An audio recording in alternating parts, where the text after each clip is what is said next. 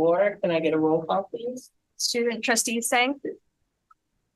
Present. Student trustee Wolf. Here. Student trustee Sarda. Present. Student trustee Alvarado. Present. Trustee Tejada. Here. Trustee Lee. Here. Trustee Walker. Here. Vice President Gallegos. Here. President Slahidi. Here. Unless there are any changes. There are no changes. Can I get a motion to approve the agenda? So moved. Second. All those in favor say aye. Aye. Moving on to the minutes, unless there are any changes, can I get a motion to approve the minutes? So moved. Second. All those in favor say aye. Aye. The board met earlier in closed session. We have nothing to report out. So we're moving on now to our recognitions and commendations. And our first recognition is our April Student of the Month. And so I am now going to turn this over to our principal at Westmore, Mr. Ahrens. Mr. Ahrens. Welcome, Mr. Good evening, everyone. Full house tonight. Yeah. So before we begin, I'd like to thank Kispa and her family for attending tonight. Thank you, Leia A. and Thaw Zin in particular for supporting Kispa as her parents. I hope that you are proud of Kispa as we are. Kispa Than began as a student at Westmore in March of 2022 and was immediately beset by challenges and obstacles to her education. She recently arrived in the United States from Myanmar, which at times was afflicted with civil unrest, chaos, and conflict. As a leader of protest and advocacy groups, Kispa personally led and organized marches against military coup that denied citizens their basic freedom and rights. She could not stand by and watch as her friends and neighbors suffered, and her personal leadership and protest eventually led her to needing to seek a new home in the United States. On top of all this, Kispa arrived at Westmore High School without being able to provide transcripts for her previous classes and school experiences. This meant that she started school in the United States behind the credits and had a difficult road ahead of her towards graduation. However, Kispa was not to be deterred. From her first day at Westmore, her counselors and teachers and friends all noted she had an incredibly positive and upbeat personality. Despite whatever hardship she had faced, Kispa consistently showed joy, excitement, and a high degree of motivation while at school. Her teachers noticed that she was a joy to have as a student, highlighting her high engagement in classroom discussions and frequently placed as a group leader for projects and seminars. Even staff members that haven't taught Kispa directly noted that she displayed a warmth and friendliness in the hallways, and she was always eager to share bits of news on personal wins. Kispa has served as a leader member of the SLE, the leadership program at Westmore, to serve and lead other students learning English as a mentor, guide, and academic support. As a student, Kispa has shown an impressive degree of accomplishments and efforts through sheer determination and hard work. She consistently took after-school classes during her high school career in order to make up the credits from her missing transcripts. Kispa has gone the extra steps in taking classes at Skyline College, choosing to tackle a rigorous curriculum at the college.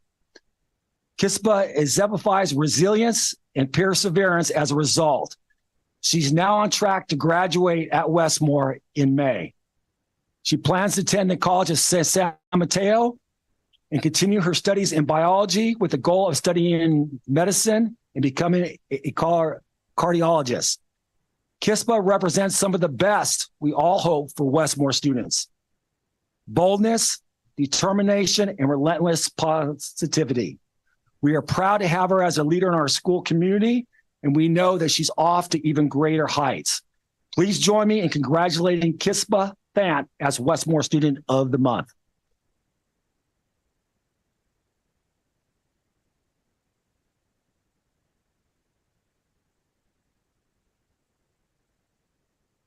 So we're going to take a big photo. All right. So if you want to say anything, you can, no pressure, but if you'd like to, you can. I'm just really, really, really thankful to everyone, and especially Mr. Aaron, of course, and my counselor and my teachers and everyone, especially to my parents too. And I'm so grateful for like everything that my hard works are like actually showing, and that was so impressive to myself too. And I was really, really glad to be here, and I'm so thankful for that. Thank you.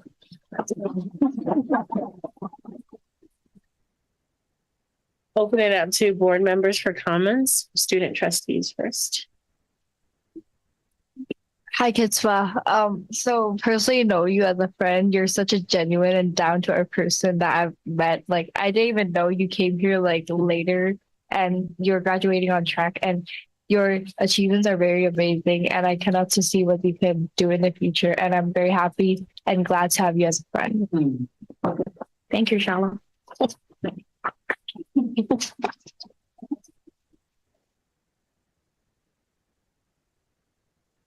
So hello. First of all, congratulations. Like your principal said, it was just amazing how not only the teachers that work with you, but also the staff noticed like your work, your hard work, and your presence was there. So that's an amazing, like, it's something amazing like you have in yourself. So keep it going.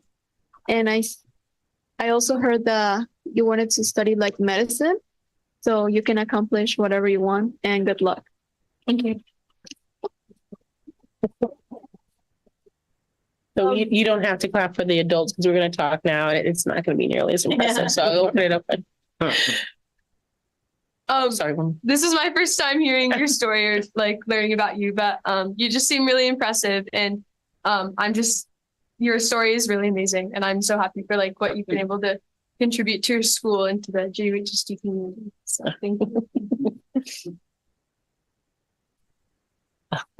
I just want to say congratulations. You have accomplished so much at such a young age. Just want to congratulate you. When I read about your story, I will never know what that feels like. And here you are at a young age, already have gone through all of this and leading marches. My God, we need you. This world needs you.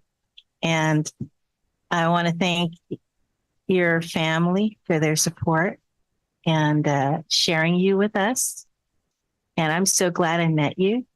And I think from what Mr. Aaron said, that you are the best of what we all hope for all Westmore students to be, but I think it's what we should hope all our children can be. So congratulations. I know you're going to accomplish whatever you set your mind to. Indeed. Thank you for being an inspiration to us all, and very proud of the work you've done in such a short time here in our district, and certainly what you've accomplished at such a young age. We know you're going to do incredible things, and I look forward to seeing how you will lead all of us moving forward. Congratulations, and thank you very much for being here. And you're sitting here outlining some really impressive things that you've done, and I encourage you to enjoy the ride. And congratulations again. Thanks. Congratulations on Student of the Month. Like everybody else, I'm really impressed to kind of see where you came from and how far you've come here now. It's definitely an indication of the type of person you are and the hard work that you put in to get where you're at. It's really impressive that somebody your age can, kind of stick up for your beliefs as strongly as you have and carry that over from your home country to here and encourage the people around you to do the same thing. And I encourage you to keep doing it. Congratulations. Now I'll just echo my colleagues and also add that I'm very glad that our district was able to support your magnificence. And that a lot of times we have students that come to us with so many gifts and our jewels, and our institutions get in the way of their brilliance. And I'm glad that we were able to help you shine and didn't stand in your way. So I'm glad we were worthy of you and everything that you have to bring to us. And I hope that we can continue to be worthy for all of our students. And I'm really thankful to your family for your support and everything you've done to make her so magnificent. And I'm excited for what you're going to do in the future. And if you don't, medicine gets boring, run for office. We would love to have you as a school board member and other leader in our country. So thank you so much for being with us. So the three things that stood out for me: boldness, determination, and relentless positivity. To be so positive in the face of what you have encountered is really a big feat. So I'm just very impressed. And there was something else that I wanted to, and you were taking college classes. You couldn't even, you didn't have all the credits that you needed because you couldn't get your transcripts. And not only did you get where you needed to go in high school, but you were taking college classes as well. I'm very impressed. So congratulations. I'll give you one more round of applause. Yeah.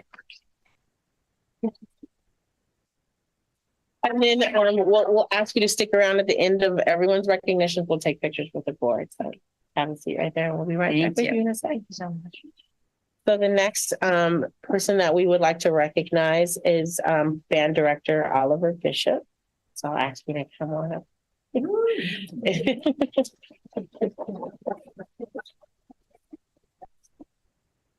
And yeah, if you want to have a seat. And so I was very privileged to be at the All City Pacifica band concert. And I am a band mom, and my kids coming up in the Pacifica School District. My daughter went to IBL and was very privileged to have Mr. Downs as an instructor, and participated in the Pacifica All City concert every year. It was a highlight of her year. And I knew it was going to be tough when Mr. Downs decided to retire, and it was devastating in the way that he left us. And then shortly after that, we go through a pandemic. And so to see that institution go away during that time was so hard. And just to have it come back, it's just like the story of our community and our district through all those times, that we have amazing educational leaders that do so much for our students. And I'm so grateful through your work that we're able to have that concert back again, and to also just highlight, my daughter excelled in her other studies, but I think it was largely due to her commitment to music. She went to UC Davis. She was in Davis Banda. Even in law school, she still holds on to music. And so just to highlight the importance of the arts in our school system. And I'm glad that they're finally getting some funding, not fully funded the way they're supposed to be, but getting some funded and support. And I'm extremely thankful for your efforts. And I hope that we can continue to support your work, and that Terra Nova can continue to have a band. So thank you so much. Thank you. So I'll open up if you want to say anything, and then I'll turn it over to the board. You can hold the microphone. You can stand up and hold it. I just want to say thank you to y'all and supporting me. I know just getting involved in this district was a challenge. I was brought on 2 weeks before the school year started last year, and the support that I received from everybody made that All City concert and me being here a year afterwards possible. I feel so loved by this community, and I'm so grateful to be a part of it. My partner, who's here today, hi Noah, he's a Terra Nova High School alum and an IBL alum, and so this music department and music in Pacifica is so near and dear to my heart. And I'm so grateful to have the opportunity to be a part of it and be an educator in this space. So thanks, you guys. No problem. Okay, opening up to the board, starting with student trustees. So, as someone from Terra Nova, Mr. Bishop has to be one of my hands down favorite teachers there. This past year, the leadership class took a few hits with losing teachers, but Bishop was always there to help and support. And no matter what the band needed or whatever leadership needed, we always talked. He was the admin that we needed, no matter what was happening to us. And I also hear everything that happens every morning in the band, and it's always a positive thing. I know the All City concert was a very big deal to some of these band students, and they were stressed about it, but they were also very excited. But all in the end, it's everything that the band does is incredible. So thank you for doing whatever you do and however you do it. Thanks, guys. Yeah.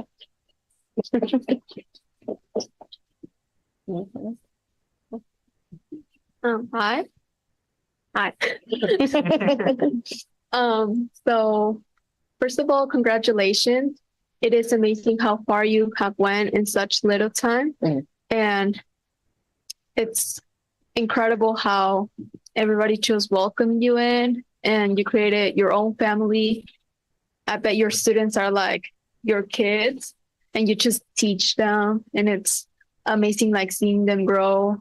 But it's more amazing having you as a role model, like keeping them going forward.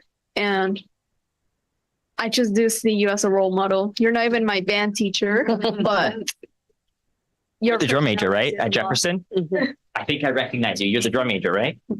I'm from Jefferson, yeah. Yes. Okay. You recognize me? I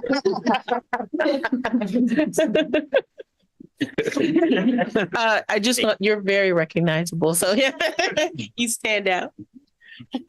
Thank you. So I go to Oceana, not Terra Nova, but in middle school I went to Ocean Shore and we had a band program there. And I just really got to see like the positive impacts of the band program, like on all of us students. For us, like Kalima mentioned, was kind of a difficult year because our band teacher had passed away. But I found that like music and band for all of us as a grade really like kept us all together and kind of just inspired me to come to school every day. And even though Oceana doesn't have a band right now, it's really great to see that this positivity is still happening in our school district. So. Just wanted to say thank you for your contributions to Terra Nova, and you did an amazing job, and keep up the good work. I'm a former band kid at Jeff. Unfortunately, I only did one semester, and it was my final semester, and I thought, I wish I did band all 4 years. It would have made my life so much.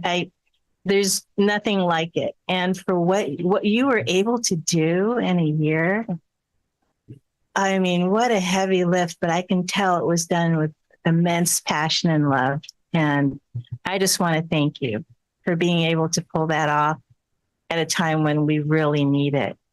Thank you very much. Indeed, thank you so much for bringing the community together. I know when I was at my favorite watering hole, I actually did hear from some parents who did make it out there and said just how wonderful the event had been. So thank you so much for what you did to pull this together, but also for just your ongoing dedication and passion for our students. Thank you. I'm a Pacifica parent. I've experienced the All City concert a few times. It's just magical.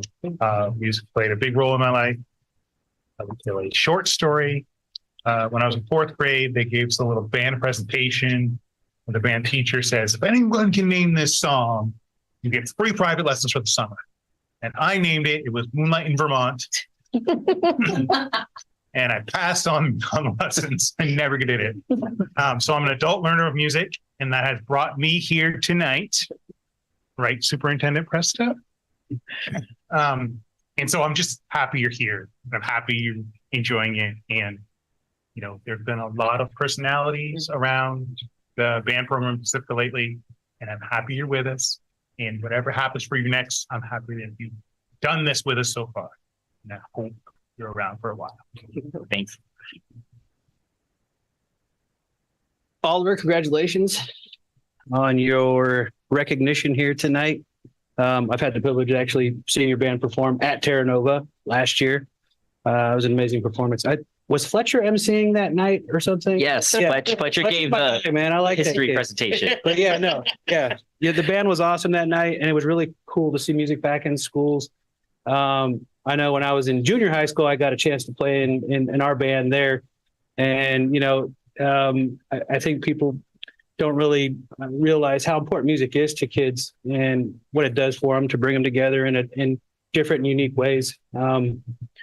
I think we all know how important music is to life because we all need it day in and day out. I mean, so it's really cool to see it back in the schools. I hope it makes its round through the other schools and we get more teachers like you. Yeah. Thank Congratulations. you. We're presenting you the certificate. Yeah, oh, we're so sorry. Yes. It's okay. That's okay. I'm going to be brief. No, take your time. I want to say a couple things. I'm a big music person. I know Trustee Walker from our prior life in music. So that was his comment that nobody understood. You were the lead singer. don't need to understand. That's okay. But music is a very big deal, I think, for everybody. I'm going to talk about something different, though. Oliver, I just want to say as a superintendent, the thing that I look for in our staff that I want for all of our students is people, the adults in the buildings, treating our students with love and kindness and humanity, and you radiate that. And as evidenced by comments from Kat, who sees you and knows you in your world at Terra Nova, it's just so evident. And so for that, I'm very grateful. Thank you. Yes. And so with that, I would like to finish with the certificate from the board. We thank you for your tireless dedication in the music and everything that you do for our district. So thank you.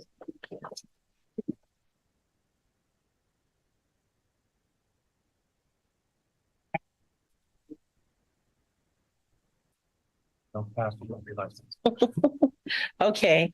So our next group for recognition in our Winter Sports Championship category is the Oceana High School Varsity Girls Soccer Team. And so Coach Eric, is Coach Eric here? Yeah. Okay, so we're going to have you come up.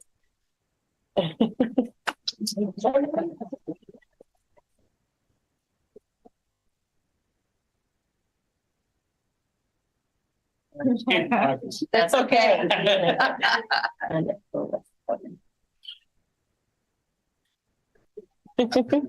So the team was initially honored at the March 19th board meeting, but most of the athletes and their coach weren't able to attend that meeting. So we're going to bring them back tonight so they can be properly honored.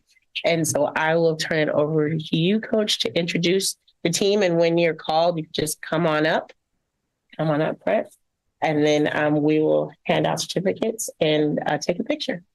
But before you do that, if you had anything you wanted to say about the team. Yeah, I really appreciate the commitment these ladies put in this year. Even in the past years, this is only Coach Juan and myself's third year with the ladies. We've been with the boys program for about 5 years. So we've been in the Oceana community for about 5 years. We just jumped in a couple of years ago with the ladies. And from the beginning, it was a nonstop, dedicated, hard work. It was very unfortunate to miss CCS by one PowerPoint. But with an 11-1-1 record this year, it was very impressive to see it come from the little school. You know, we're the little school, but these ladies pulled through and made themselves known out there. Out of the 5 awards given at the end of the season by PAL, we received 4 awards. So we almost swept the house by going to CCS also. So I am very proud of the ladies. We had a core group of seniors also that are obviously going to move on to bigger and better things, but we also gained and we have and continue to have ladies that continue to put in the hard work, young freshmen that came in to continue to work hard and they want to continue to work hard. But I am more than proud to be with this group. I am proud of each and every one of them that came out, including my managers that have been here from day one. they do their job. They make my job and Coach Juan's job a lot easier by doing the paperwork and, hey, Coach Eric, you need to do this. Oh, you're right. You know, so there is a big role. It is one big family, and we definitely enjoy being on the pitch together. Thank you guys. So I will call out names of the ladies that I think are here. And they can stand, right? Oh, they're gonna come on up. Yep. So I'm going to start with our seniors. I'm going to go with Ellen.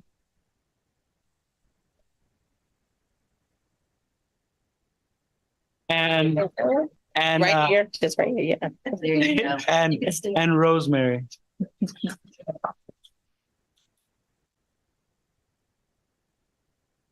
In that group, I'm going to add our managers also with Amaya.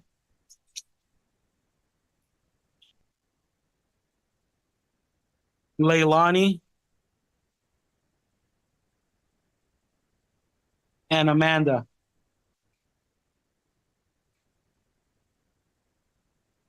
This is our senior group.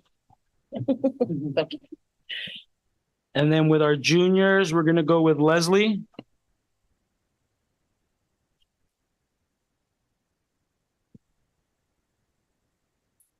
Sophomores, we're going to go with Shalian.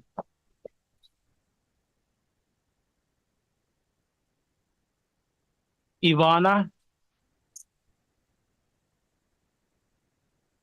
And Victoria.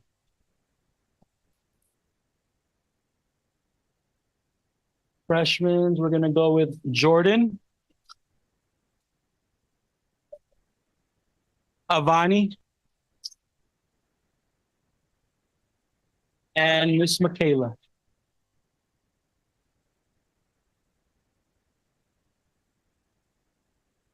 And our assistant coach, Juan Benes.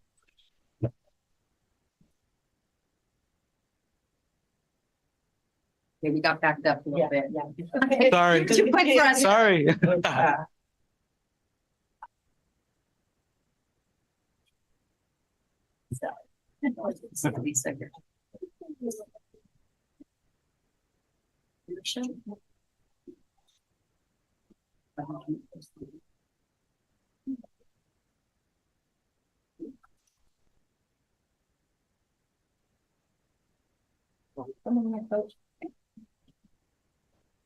Coach Eric, we have a certificate for you as well.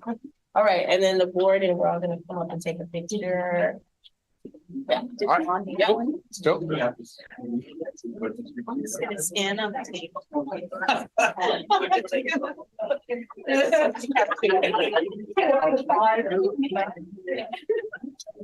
We have one. We will make one. Oh, it's right there. Okay, there it is. There it is. All right. That's perfect.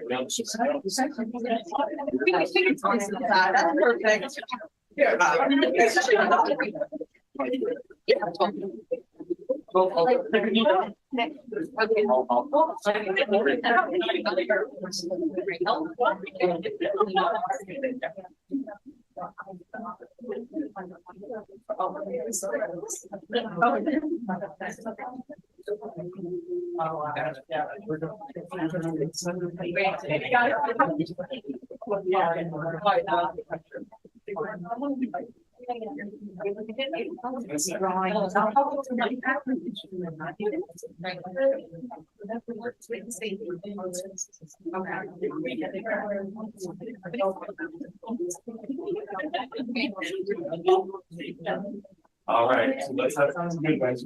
All right, here we go. Ready? 1, 2, 3. One more to say. You actually got it. All right. Congratulations.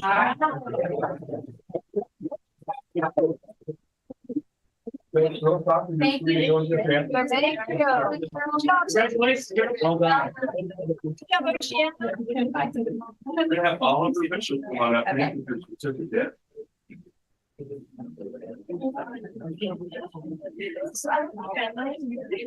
little closer.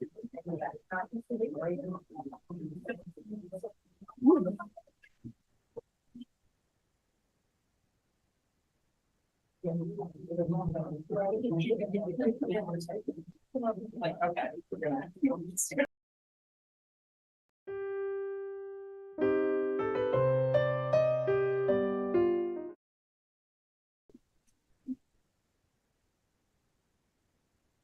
right. And One one at a time. Yeah, yeah. Get you on the next one. Perfect. Perfect. Okay. All right. Okay, ready. 1, 2, 3. We all. Wait, no, I'm saying. There you go. You're welcome. All right. All right. Now we're going to and with Principal Aarons, please.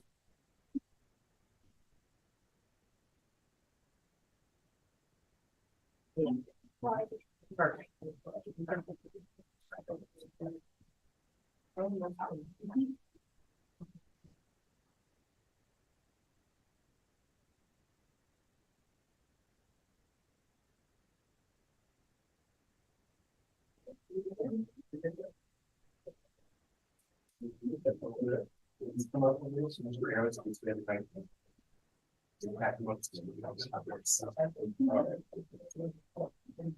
He's taller. All right, okay, ready? 1, 2, 3. 1 more. 1, 2, 3. Congratulations.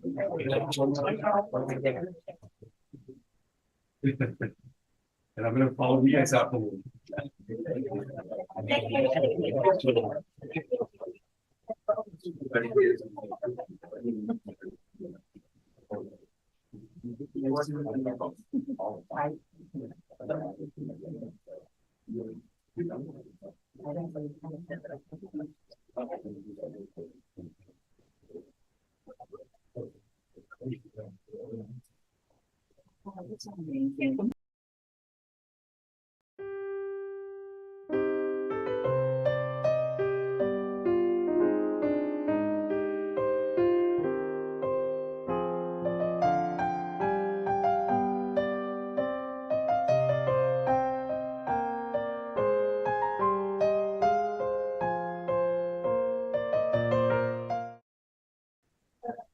And we're back and we're down to communications, board report, starting with our student trustees, Westmore up.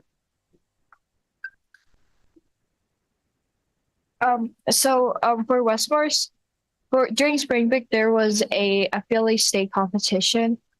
There was also an Earth Day celebration for yesterday and today. There's gonna be rally next week, and there is Club Rush this Thursday and Friday. There's also a student learning English family day this Saturday, and there's gonna be prom and graduation coming up, and there were also ASB elections last week. Okay. At Oceana, we just had our first ever Eco Fest. That was last week in celebration of Earth Day, which was hosted by one of our student trustees, Violet, and another sophomore at Oceana, and that went very well. They did some competitions with the schools for like each advisory made posters relating to our Earth, and we had a guest presenter come in speaking about environmental justice. We have our rally coming up on Friday, May 10th, and our prom is on May 4th. And the seniors have their senior picnic on May 20th, I believe. And we're also just looking forward to graduation and the end of the year. So. And so at Terra Nova last week, we finished up our last rally week of the year, which we also had our ASB election. So we passed down all the stuff to next year's class, and we hosted our book drive for children's books, and we had about 80 donations. And then this week we have our Special Olympics, which are happening this Thursday, and then our blood drive, which is happening this Friday. We also had a campus cleanup by our AP Environmental Science class. We have had many band performances in the past few weeks. And we have our annual musical Shrek happening this weekend and next. So for Jefferson, we just had our Spirit Week last week. And we also had our Step Up rally on Friday. That was fun. We have CASP going on right now this week and next week. So that's tiring. And we have a band concert coming up. So I was able to attend the Island Fiesta at Westmore High School. It was an incredible celebration put on by the Filipino Barkada Club. And it was just a celebration of the culture and community and as energetic as I have always remembered it to be. And I also attended our Student Advisory Council meeting last night and so excited to see our student trustees presenting their work that they've been working on the entire school year. Yes, I was at student advisory last night too. I think we're all in for a good treat tonight. I'm an Oceana parent, and I'm really interested in this May 4th prom. May the prom be with you. Also, we've had a couple meetings since then, but a little while ago, I was able to go to Daly City Hall, where our board president was honored with an award for National Women's Month. Congratulations. Thank you. Oh, I have nothing to report. Yeah. And just to keep to me, because I know we have a lot, I'm going to also skip my board report for the superintendent. Thank you. I'm not going to say a lot because we have a really great a few great presentations coming up. I do want to say that I'm super proud of our student advisory as our two trustees who are on the student advisory. They're the advisors. I'm just very impressed with you kids. So with you young people. And I will also say that I went to the Progress Seminar this past weekend with Trustee Salahuddin and Lee. And it was a great experience meeting San Mateo County leaders. I will just say that. And that's it for me. Thank you. Fantastic. Anything to report out from subcommittees? Nope. Fantastic. Moving on to our Union AFT Local 1481, President Kesey.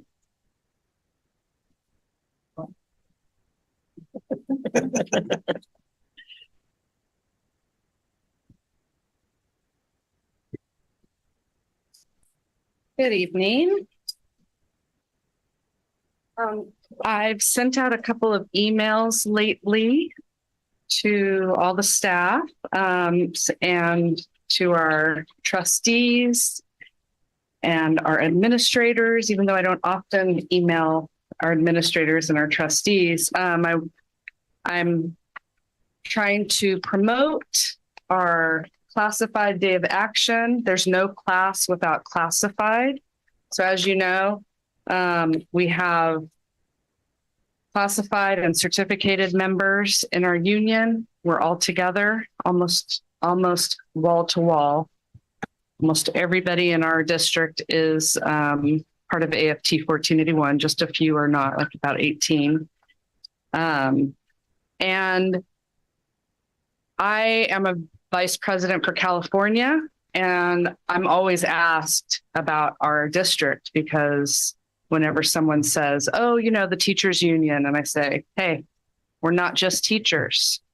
And again, there's no class without classified. So there's going to be a day of action on May 21st in Sacramento. I know it's a Tuesday. It's Thornton's graduation, and I'm a Thornton person, so I'm going to miss that. But I want to try and get some of us to go and rally and show our love and support for our classified members.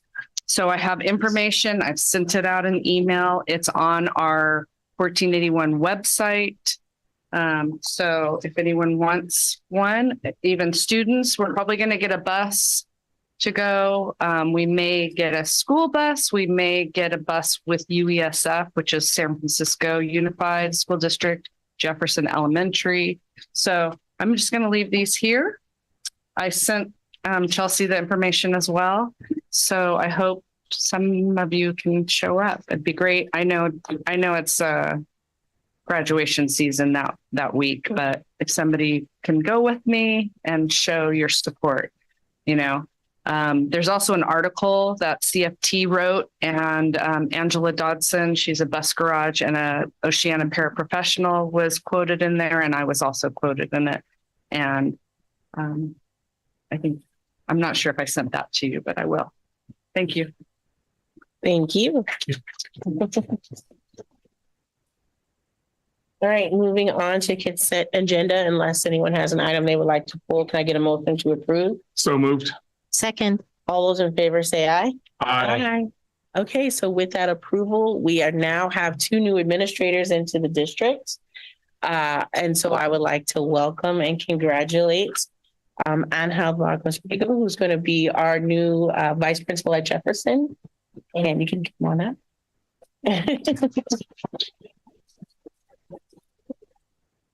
And Cho Long Leung, who is going to be our new vice principal at Oceana.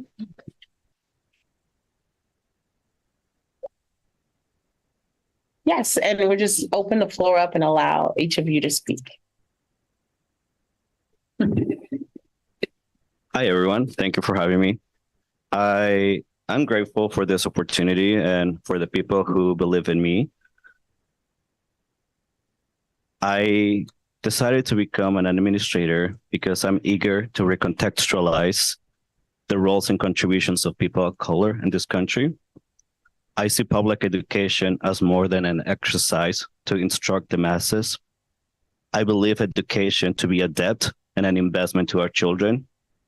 We owe our students the humanity and the respect that our current reality denies them. We owe them the promise of the American project as a land of possibility and bounty.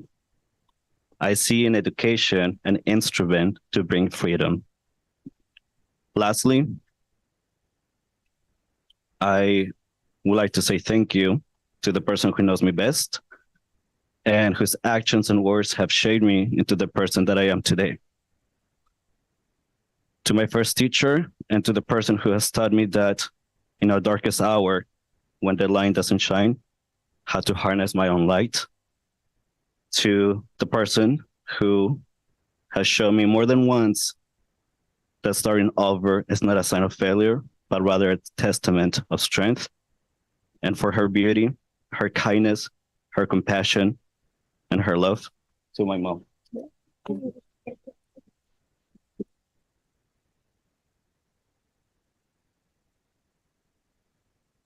You're making us all cry.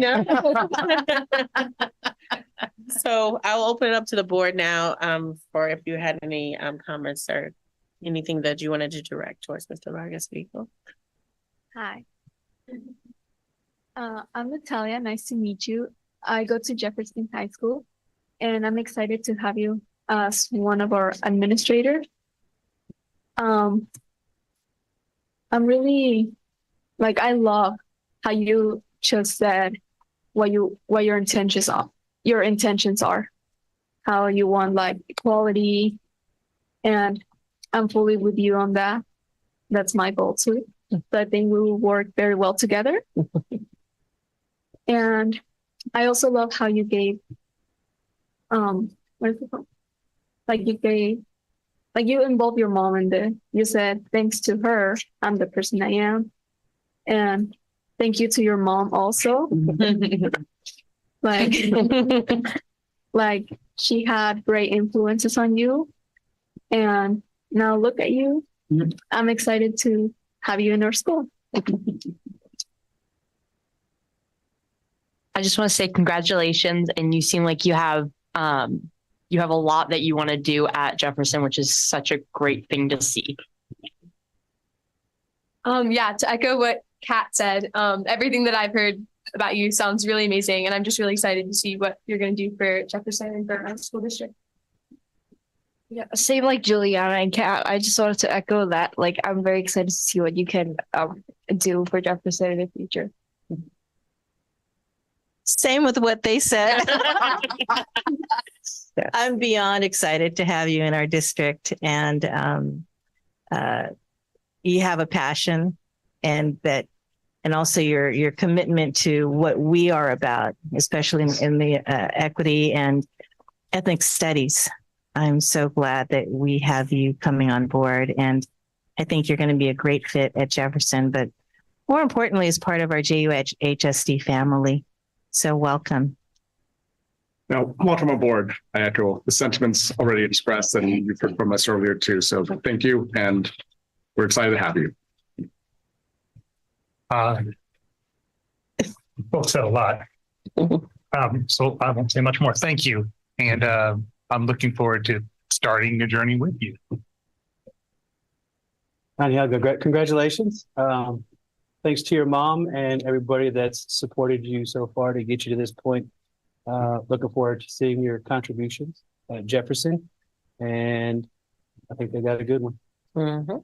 And I also want to thank your mom. Thank you. And thank you for raising such a son who has such gratitude for you. That just shows a lot. And I am also looking forward to working with you. So welcome to the district. So thank you, Mr. Angel, you have choked me up practically every time I've met you in your interview, when you were speaking with the board earlier, and tonight. And the reason is that you speak, you seem to feel things deeply and you communicate those feelings very well. And I'm proud of us that we have attracted somebody like yourself that holds those values so dear of providing access to all of our students, and seeing your journey in them and wanting, I think you said you saw it as a mirror, but you wanted to provide a window for them to see what's possible. So I'm really excited to have you with us. Welcome. All right. And now turning it over to our other wonderful new VP, Mr. Leon. If you would like to make a, go ahead, round of applause. If you would like to share anything, and then we'll make our. Yeah, that was hard to follow. But I'll just share how grateful I am to join this. I said in an email to my staff that I really feel like I found a home here. From day one, I just felt the kindness and compassion of this entire district. And so I'm excited to join in a bigger role here and share the same exact sort of kindness and compassion to our students, and just really fit into this home that I found in this last year. So thank you. Thank you. All right. Opening it up to our student trustees first. Okay.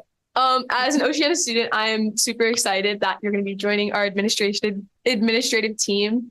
I just think that Oceana is a very special school community. And from what I know, you've only been at Oceana for 1 year, but from what I've heard, it sounds like you're a really amazing teacher and you're just going to be a really great addition to our school. So I'm really excited, even though I'm leaving, to see what you and the whole team are able to accomplish.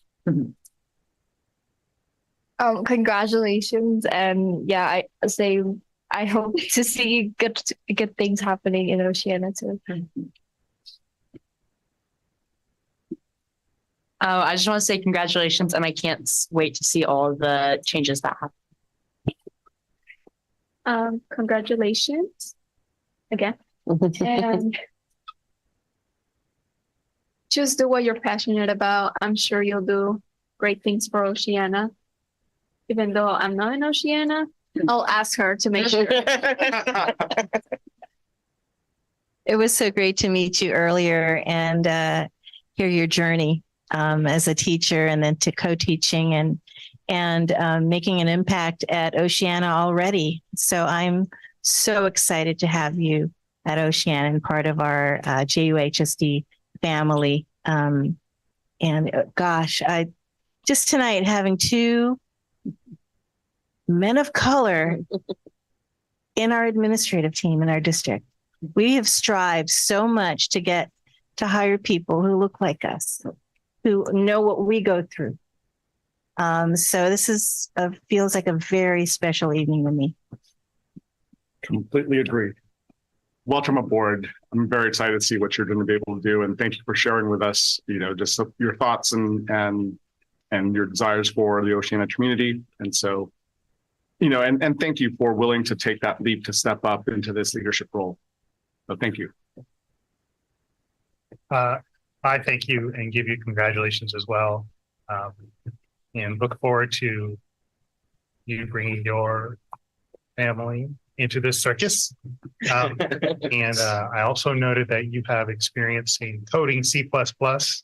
So I am very excited for the Revenge of the Nerds at Oceana High School.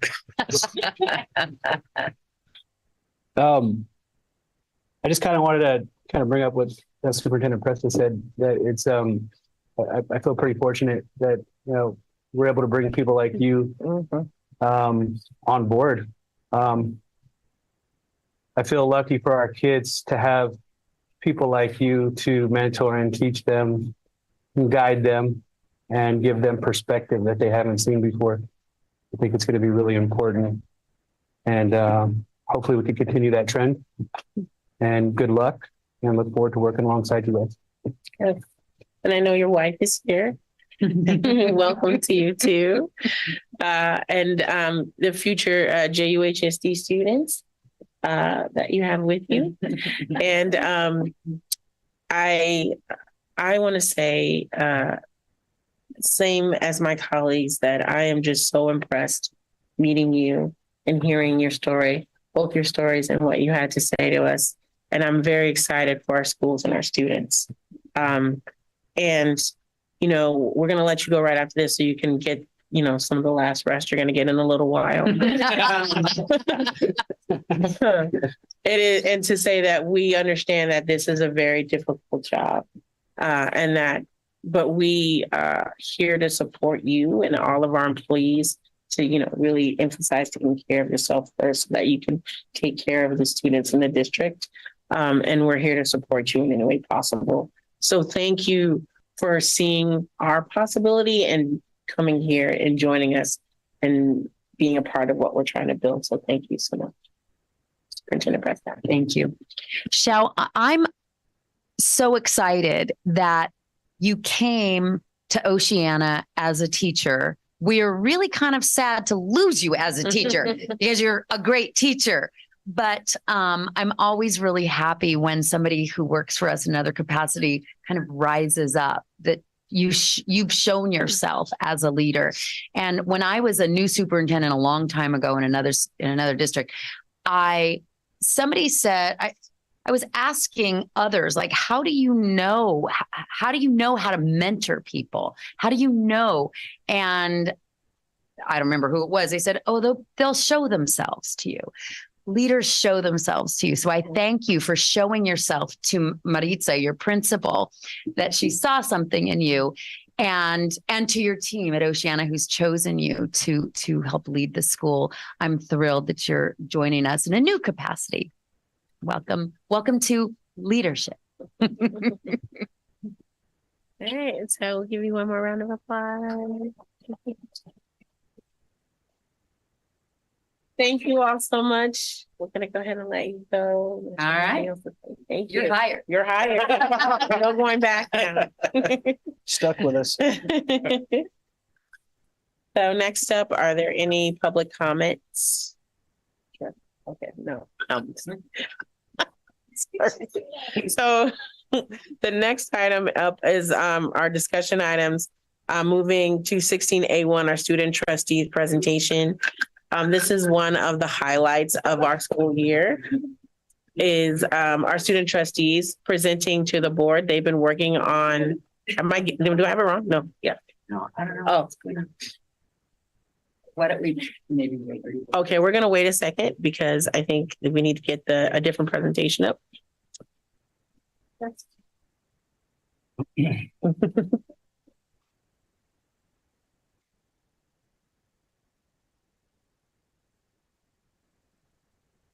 Yeah, thank you. Okay, so as I was saying, this is one of the highlights of our year. One of our goals as a board is to elevate our students' voice and to make sure that their perspective is heard. And so we want to ensure that we provide that platform, and this is one of the vehicles. So turning it over to our student trustees. And Superintendent President, I don't know if anything else is there. No, I'm just so thrilled that you guys are going to get to experience this great presentation. We got to see it last night. So I'm going to welcome up the first group up to the microphone. There we go. This year, the students, it's one presentation, but kind of in three groups. Gotcha.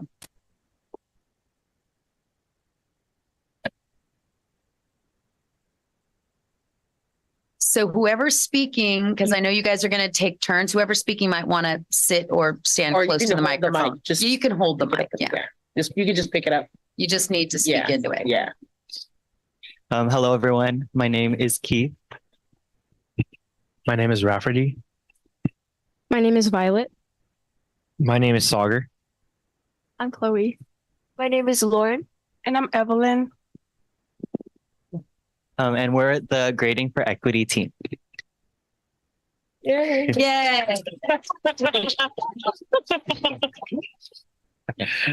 you have the clicker? I don't think there's a clicker, but there But if- is. Pardon? Oh, no, go ahead. You have to sit. Oh. Maybe you need somebody to sit here. You're going to use this to advance. Jake, are you able to repeat? You know? Oh, you know why? It's one big thing. Okay, now, so somebody needs to use the arrows. Okay. So just before we get started, a little introduction. So the 23-24 Student Advisory Council Grading for Equity team strives to spread awareness about the grading systems of each respective school to enact change and hopefully persuade current board members to implement new systems. And we believe that the first step to school change is addressing the problem within itself. And especially from a student perspective, it's important to hear all sides from all students.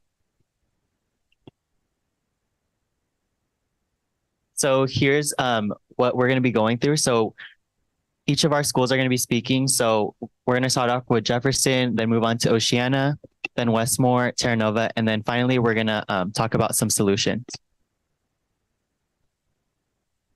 And then we'll be starting off with Jefferson. My name is Evelyn. For Jefferson High School, Jefferson, we have a 4x4 schedule system. So we take 4 classes from August to December, and then we switch classes from January to May. This allows students to get more credits and take 8 classes per year. And this also allows students to balance their classes. So they're allowed to just take 4 classes and they don't have to be like, they don't have that overwhelm by taking more classes. We also have flex time on Tuesdays and Thursdays, which allows students to do their homework and connect with their teachers too.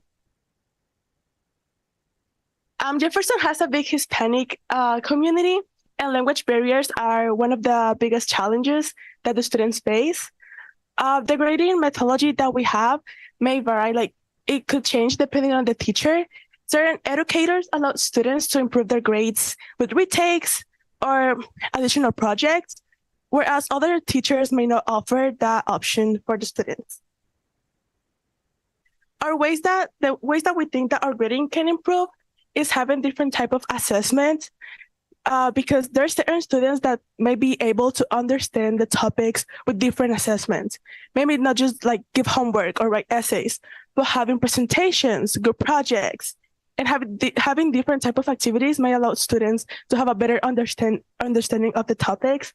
Also having a specific rubric set up for each assessment and utilize that as a guideline to grade the assessments, and improve the teachers' communication with all the students, more specifically with the ESL student community, because they struggle a lot communicating with their teachers. So improving that can help the students to improve their grades.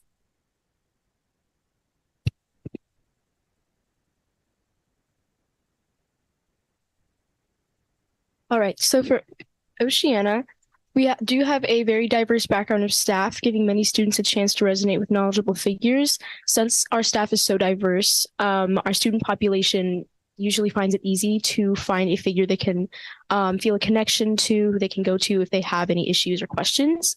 We also have academic council student representatives who communicate regularly with teacher representatives to discuss things like school-wide grading systems and other events that are going on within our student body or events that are conducted outside of our student body. We also have 9-10 house systems, which prevent burnout and encourage bonding between classmates. 9-10 houses are groups of freshmen continuing on to sophomore year teachers with the same, groups of students with the same humanities teacher. This does, as previously mentioned, prevent burnout because of the connections forged between the students. And it also, since it's 2 years with the same teacher, students do get used to the sort of grading systems that will be offered. And teachers generally lay out easily comprehensible rubrics and grading structures for the freshman and sophomore transition. I believe there are very uniform rubrics available for students, which are well gone through in the syllabus for essays and Socratic seminars. And in addition, revisions are accessible to every student, and they are highly encouraged in most of our classes. So while we acknowledge that Ocean does a really good job at grading for equity, we think there are some areas that we can still improve on and become an even better school that practices equity in our grading system further on. One thing we want to offer is standards/accommodations based on student situations. So if a student is an English language learner, an EL learner, or they have personal situations at home, or they're struggling with mental health, we want to make sure we can accommodate a syllabus or a grading pattern that works for them to where their highlights are still highlighted and we can still grade them at a fair thing, but not where they feel like if they're not performing at the exact level or they don't have the exact same assignments as their peers, then suddenly they're struggling. And so having more accommodations for students and for personal situations is something that we feel like would really benefit. Another thing we want is open dialogue.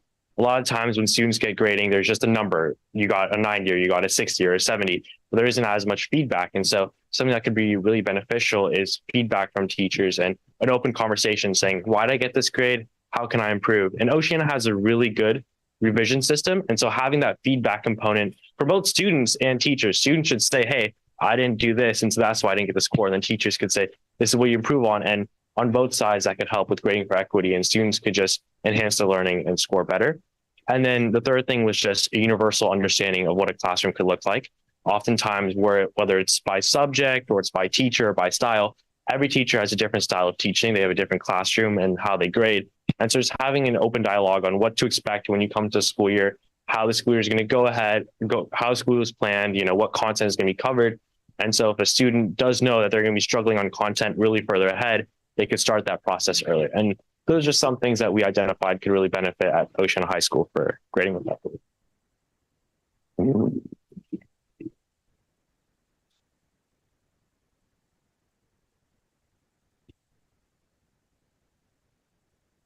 So for Westmont High School, one of the main problems that we identified is that course difficulty varies drastically depending on the teacher. This is especially something that we've noticed in our AP classes, where various teachers will assign different coursework and some of them have different tests altogether, like they're on different units. So this causes a lack of interest from students towards wanting to challenge themselves in a more academically rigorous course, especially when they don't get the easy teacher. Because, we've seen that some teachers, they grade your tests on different curves, even within periods, still grade your tests on different curves from the same teacher in the same subject. So overall, it's a very inequitable experience for that side. It also causes grades to not accurately reflect the student's abilities or provide an inaccurate representation of the student's knowledge of the subject, because then it becomes more about the teacher's grading standards and not about the course content. To follow what Chloe said, we proposed a couple of solutions. So we decided to provide a standard course rubric for each class and subject so that students, when they get into the class, they'll know the expectations beforehand and they'll know what they have coming, as well as to encourage teachers who are teaching the same course to plan with each other so that the grading workloads are similar, just so that students wouldn't be choosing a course hoping to get a specific teacher rather to choose the course because of their passion for the subject, as well as we also chose to make a universal process for students if their grades are slipping or if they're like extra support. And we think that now with our new bell schedule, the our flex time will provide students with the one-on-one support they need in order to talk with teachers and to get the help that they need. And then for our last slide, just some general solutions for Westmore specifically. If you guys didn't know already, Westmore is the only school within the district that doesn't offer personal assistance. And that means like one-to-one flex time opportunities. So thankfully next year we'll be moving on to that bell schedule. So just some systems that could kind of help alleviate this process. So our current new flex time schedule allows students to take on more classes. It provides students the ability to receive one-on-one assistance compared to our traditional bell schedule from periods 0 through 6, which was often overwhelming for students and wouldn't really cater their academic needs. Some ways that the district can kind of improve is kind of just taking a look at where we are as a school specifically, because we've never had this system, and kind of just helping us alleviate that process. And this can be done by incorporating workshops or orientation seminars, because I feel that in order for us to kind of help alleviate this problem, we need clarity, because we have never experienced this system. So it's kind of just new to everyone.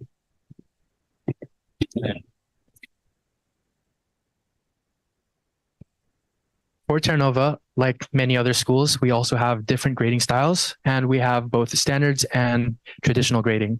And although it is up to the teacher's discretion to grade as much as they want, or like how they want, we must also try to collaborate with our other fellow staff members and students. And unfortunately, a lot of students may feel as if they have differentiating workloads for the same classes.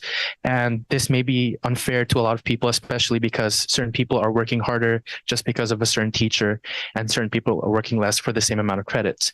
And again, this would be very inequitable to students, because Terra Nova has a very high athletic population count. And also, in general, we also try to respect our students' time.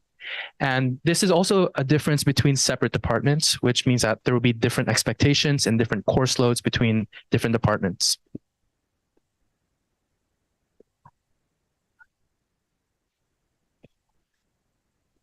Terra Nova High Solutions. So first, we plan to do more student and staff collaborations, which the WASC, which is a accreditation organization, incentivizes that our staff should essentially collaborate and communicate with other staff members from different departments and also students. And one way we do this is every Wednesday, instead of the students going out at 3:30, they get out at 2:12, in which that extra time is given for staff to collaborate and give students the time to catch up and have that extra hour off. And moreover, we also plan on doing more retakes. Now, I know that a lot of certain departments also do that, but there are others that don't. And retakes are essentially equitable to a lot of students because it gives them the forgiveness and also the flexibility of their own time, which is also important because due date forgiveness and at least the ability to receive lower credit also proves that students should have the second chance and also have the ability to control of their grades. And moreover, flex times are also really important. And although we do have flex times, we are planning to at least try to extend that, because a lot of students are trying, and essentially they try to write essays, LEQs, or do tests. And certainly 30 minutes is not enough for a lot of these people. And that's why flex times are also equitable to a lot of students who are also very busy and juggle with a lot of advanced classes. And yeah. So on to our last slide for today. Just some overall solutions is coordinating outreach towards struggling students to understand how the students can adapt to help them succeed. And this can be done through an admin approach for soft contacting and how students and grading systems can both adapt for best graded related outcomes. We also said increasing communication between teachers, students, and families. And so that could be clarification on the rubrics, reviews, course syllabi, etc. Just any class materials. So using the student view or parent view to send out like a class message would be one example of that. Something else that we decided to add was offer assistance with overcoming language barriers, requests for translators and other resources that the students may need in order to success in school.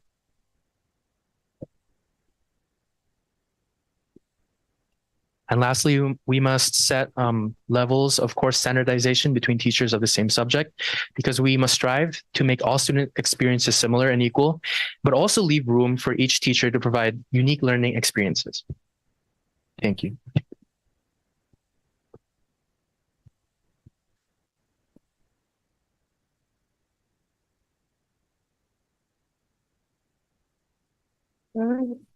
Does anyone, the adult board members have any questions on this section? Just job well done. Really, really nicely done. All good research, good presentation all the way around. Mhm. Thank you all so much. This was, I mean, I have no words on how good. It's a really good presentation. Thank you so much. Very helpful. Excellent. Excellent. Thank you, guys. It really goes to show you why it's so important that we get you guys involved in this process as students to educators to administrators.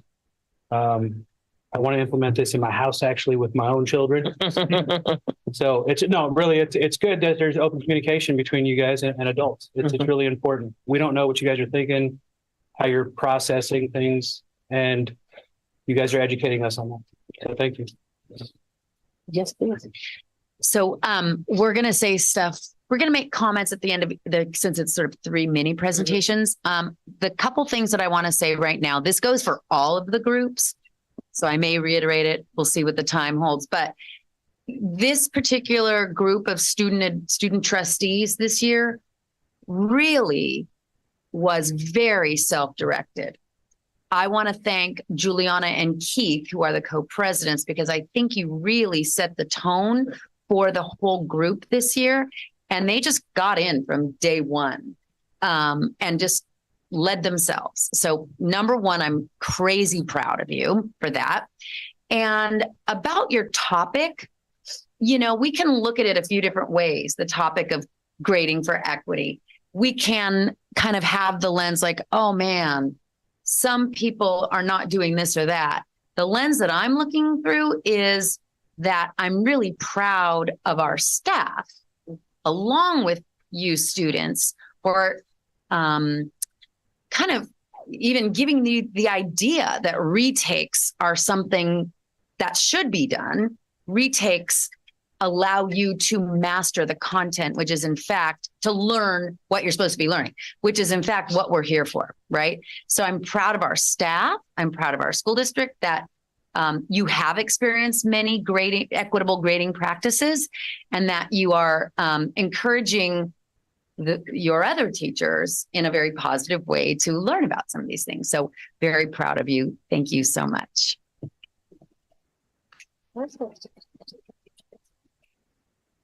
Okay. Now we'll be moving on to our next group. Now we have wellness.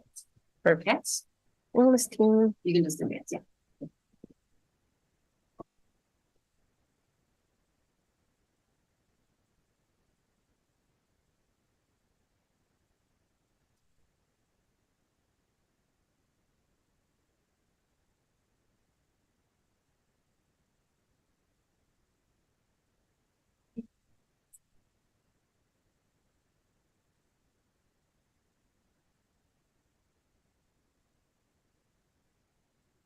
Hi, we're the wellness team, and here we're going to be talking about things to improve wellness in our district. Unfortunately, Alaya cannot be here with us today because she has some personal issues, but we'll be also covering her side as well.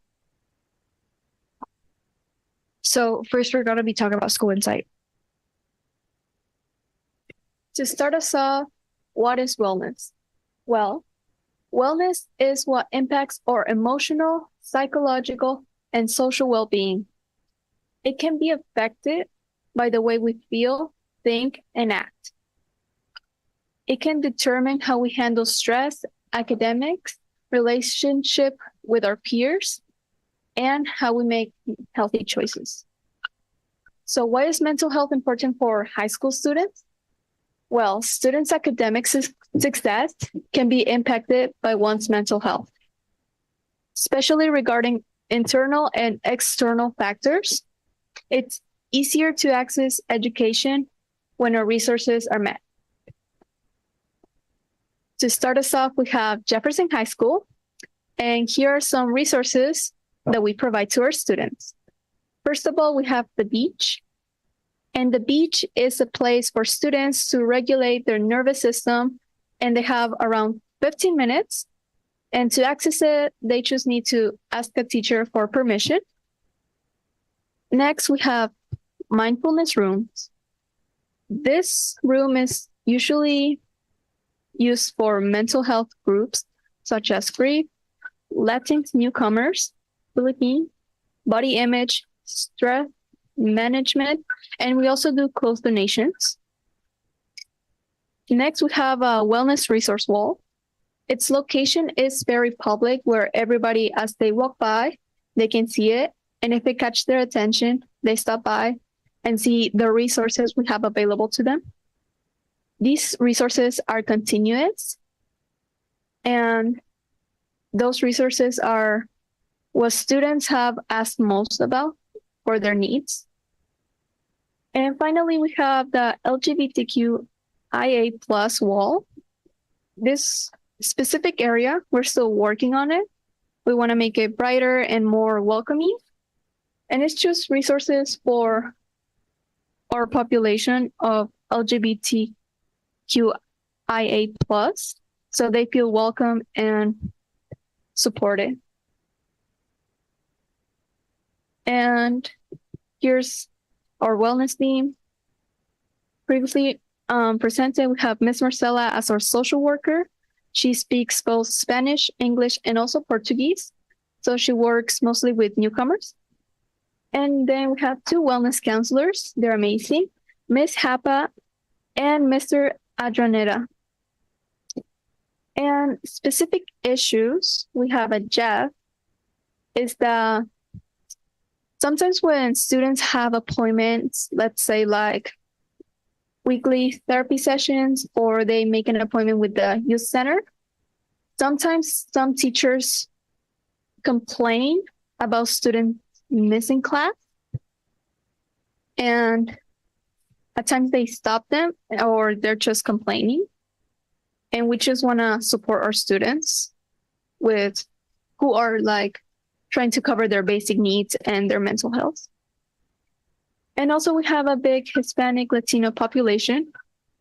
And for counselors, we have one speaking counselor. So like many of our Latino students want an appointment, there's just one counselor available at a time.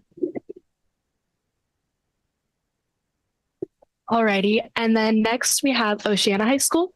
So as of right now, they have 4 counselors in total. They have Alyssa Owing, which is a academic counselor, Patty Holland, which is an academic counselor, Jeanette Herbert, which is a wellness counselor, and Liberty Cayon, who's a social worker. There are multiple ways that you can sign up for an appointment. You can ask your teacher, you can fill out a wellness form, or you can walk in. They also have a chill room available. Yet there are still some specific issues that would like to be addressed, such as how can we work more with freshmen in the starting of the year? How can we utilize our flex time to help with wellness? There is really no specific wellness center like for just general wellness. And it's kind of hard for students to reach out. Next, we have Terra Nova High School. So we offer a variety of services. So we have 2 wellness counselors, Miss Mika and Mr. Marsh, who is also our social worker. We have peer helpers, a women's wellness group, Flexing with Wellness, which is a program that you can use your flex time to go outside or do a journal class. We also have our sex ed squad, which is directly connected to the Daly City Youth Health Center, which are students on campus that can help with not only just your wellness when it comes to stress and stuff like that, but if you're having issues with your identity. So Terra Nova's wellness overall is very easily accessible. However, there are a few hiccups. For instance, there isn't a lot of communication once you start. There isn't, like with our academic counselors, you meet with them every year when it comes to course selection. But course selection can be stressful for juniors, knowing that they're going to their senior year, or freshmen, knowing that your freshman year, you're pretty much given your classes, but sophomore year, it's a whole new your choice. And this is a stressful time that it's hard to reach out and schedule a wellness appointment. So to be able to get that direct communication with when you sign up for your classes, you have a wellness appointment that pairs with it. Also, when you do want to come and schedule an appointment, they're through QR code, which are very publicly posted. And if you need an appointment and you're ashamed of what could be going on, people will know that you're signing up for an appointment since you're scanning a code that's in the middle of a crowded hallway. Also, when it comes to reaching out to counselors, for the most part, we can't have walk-ins since we have a very big school population with only 2 counselors. It's usually a 2 to 3 day wait when it comes to scheduling. And however, we do have a few good things, such as the Daly City Youth Health Center checks in twice in our school year. They do a week-long refresh your freshman year, and then either your junior or senior year, depending on the class. So. Okay, so for Westmore, there's like a couple of wellness services offered.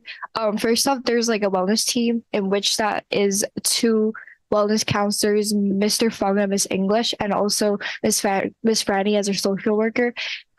There's also a class called Peer Assistance in which it is a class for the upperclassmen to sign up to become student mediators between students that have conflicts in between and they get resolved in a confidential situation.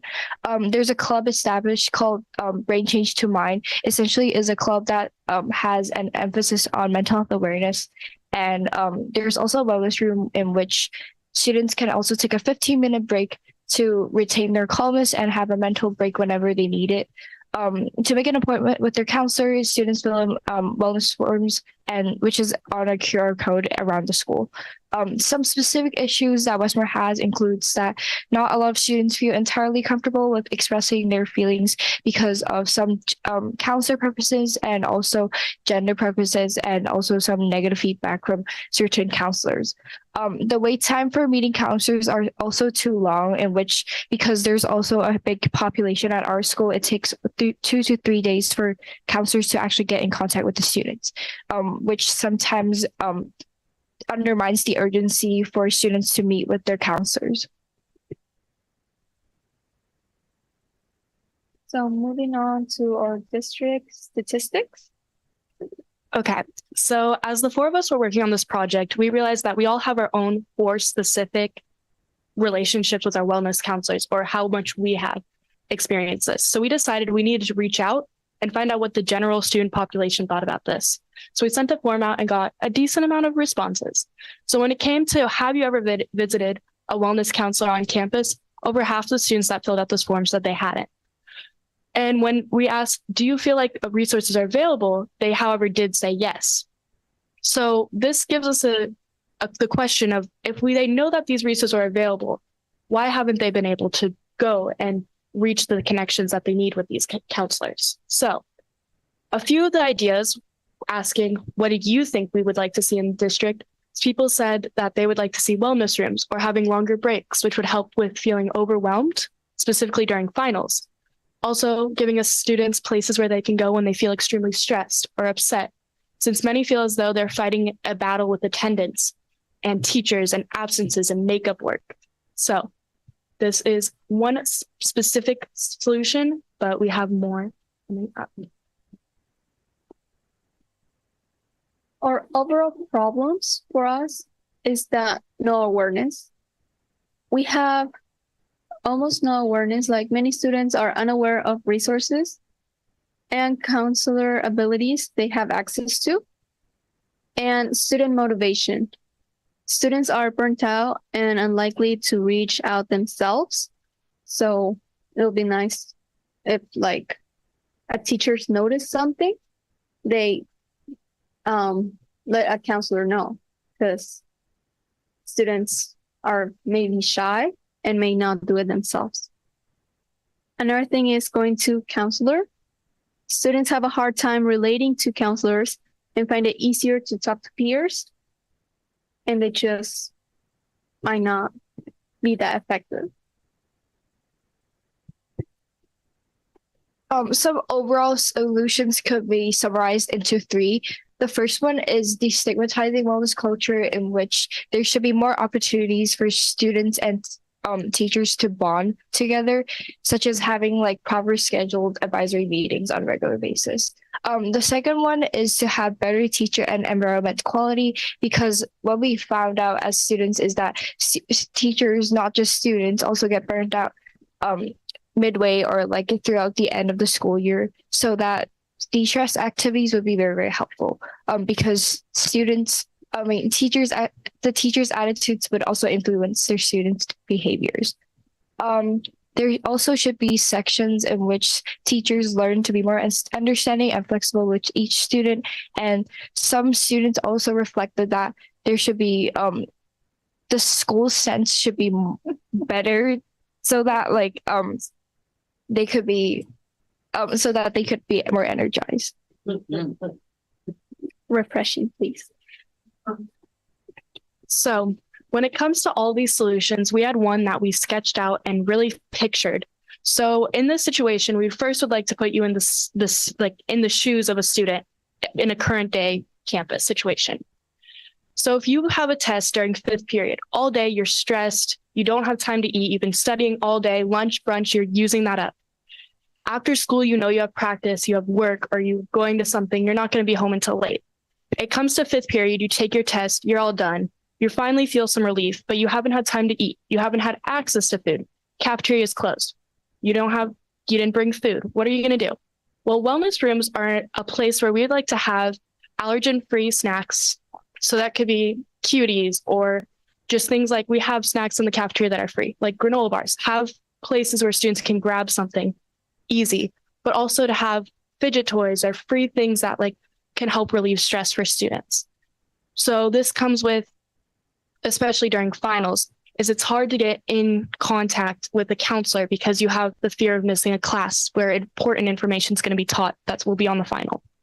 So if we have a wellness room, which is a tiny room on the main floor of a building, whether it's monitored by teachers or if it's just a basket in a teacher's classroom with fidgets and food that students can grab and not feel shame with going to a separate area and getting called out of class, but they can just walk in on their way to passing period, or if they know a teacher has stuff in the corner of their classroom that they can just get.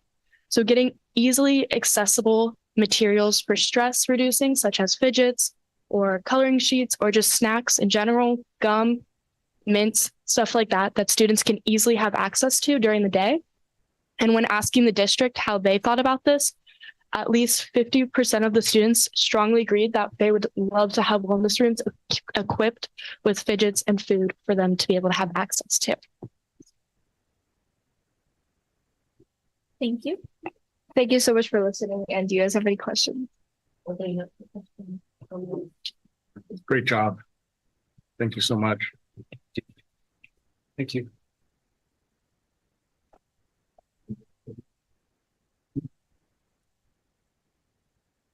Oh, I was just going to say, I really enjoyed that last slide where you, it's been a long time since I was in high school. So you just putting us in the shoes of a student. And I was stressed listening to you.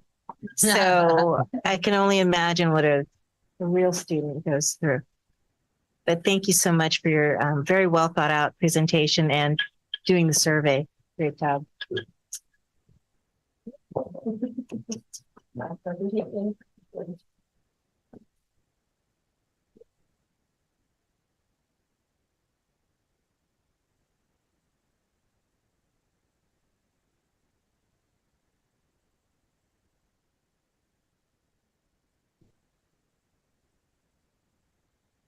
Okay, so our topic that we focused on this year was environmental sustainability throughout the schools. So what we'll be covering is context, area of growth, solutions, and questions. 8.3 billion tons of plastic have been produced in the US since the 1950s. And 14 million tons of plastic have ended up in our oceans. 95% of Americans say that they are concerned about the amount of plastic and waste on our planet. Yet 91% of Americans consider the amount of plastic in a product when making a purchase. So we may be asking, what can our school district do to reduce waste, promote sustainability, and contribute to a greener planet? Well, over the course of this year, our group has identified 3 areas of growth for our school district, or things that we could focus on to kind of take these small steps to promote sustainability. So first is with our school lunches, second, our waste, and third, our paper usage. So looking at our school lunches, most of our school lunches are served in or with plastic. So sometimes these are like plastic wrapped sandwiches, or like I've been served like waffles that have been like wrapped in a lot of plastic. And all of these plastics that are used are pretty much single use plastic wrappers, which means that after you use them one time, they must be thrown away. And in addition, some of our products that are served at lunch are also served in a paper tray, even with that addition of the plastic wrapping. And all of our utensils are plastic as well. So some of our potential solutions to this conflict with the school lunches could be to invest in wooden utensils, order more products without plastic wrapping, like our soup, and using our paper trays and like the pizza that is served at our schools. And really a big one is promoting the use of salad bars. So Oceana was actually the first school to get a salad bar last year. And this has been really great for our students. First of all, because it's a very healthy option, and we are provided with very delicious greens and fruit. There's a really wide variety there, but also it really limits kind of the use of plastic. So instead of getting a really heavily wrapped plastic sandwich at lunch, a student could decide to get a salad from the salad bar with very nice green products in it. Another issue that has become increasingly clear in our schools is the use of trash bins. Students are very, very infrequently sorting through their trash and are instead choosing to just dump whatever they are trying to throw straight into the landfill without any second thought. And all of this trash ends up going to the landfill regardless of whether it is compostable or recyclable. This is especially prevalent when people are putting landfill or compost into recycling, or landfill and recycling into the compost, because then we just dump all of them together and put them in the landfill. There is a large lack of awareness of where students should put their trash. Most of them simply don't care, but there are several of them that simply do not know where to put their trash. And there is a very, very large lack of recycling bins at our schools and inside of our classrooms, despite many teachers using recyclable pieces of paper. These recycling bins are frequently extremely small and are very commonly not properly labeled, instead just being in a blue bin or something like that. So students aren't even aware that they are recycling bins, and again, throw their stuff into the recycling bins completely unaware, which results in them all getting thrown into a landfill as well. And some solutions to this is to incorporate clearly labeled recycling bins in all classrooms to eliminate confusion. Add liquid waste bins so it's less likely for students to contaminate other waste bins, since liquid product is very common. And be more straightforward with what items belong in what bins. This can especially be prevalent in social accountability. So when you see somebody putting something in the wrong bin, tell them, hey, that doesn't go in there. Sick. All right. So this is about paper use. As some of you who are students may know, we use a lot of paper in our classrooms, and it's becoming a little bit more of an issue. A lot of you might be familiar with those like packets where you're like given by the teacher and you're like, highlight all this. And you're like, what? So yeah, a lot of those like single-use handouts get thrown away after they're used, when they could be used as scratch paper or recycled for something else. A lot of those packets that are handed out could be used online or in Google Docs. So as we mentioned, some solutions to this is to digitalize informational handouts, turning your stuff all in online. And also, as mentioned, recycle those handouts. I know some of y'all art teachers might need that for like a project or something. You could draw on it, but like, just try to save the paper, bring it online if you can. Oh yeah. Okay, and to conclude our presentation, because I know you guys have been listening to us talk for a while, I want to share a quote from Howard Zinn that says, "We don't have to engage in grand heroic actions to participate in change. Small acts, when multiplied by millions of people, can transform the world." And I think that this quote speaks really large volumes to our school district. We're not asking you guys to solve climate change, but there are really small implementations that we can take as individuals and as a school district to help promote sustainability across our school sites. Thank you.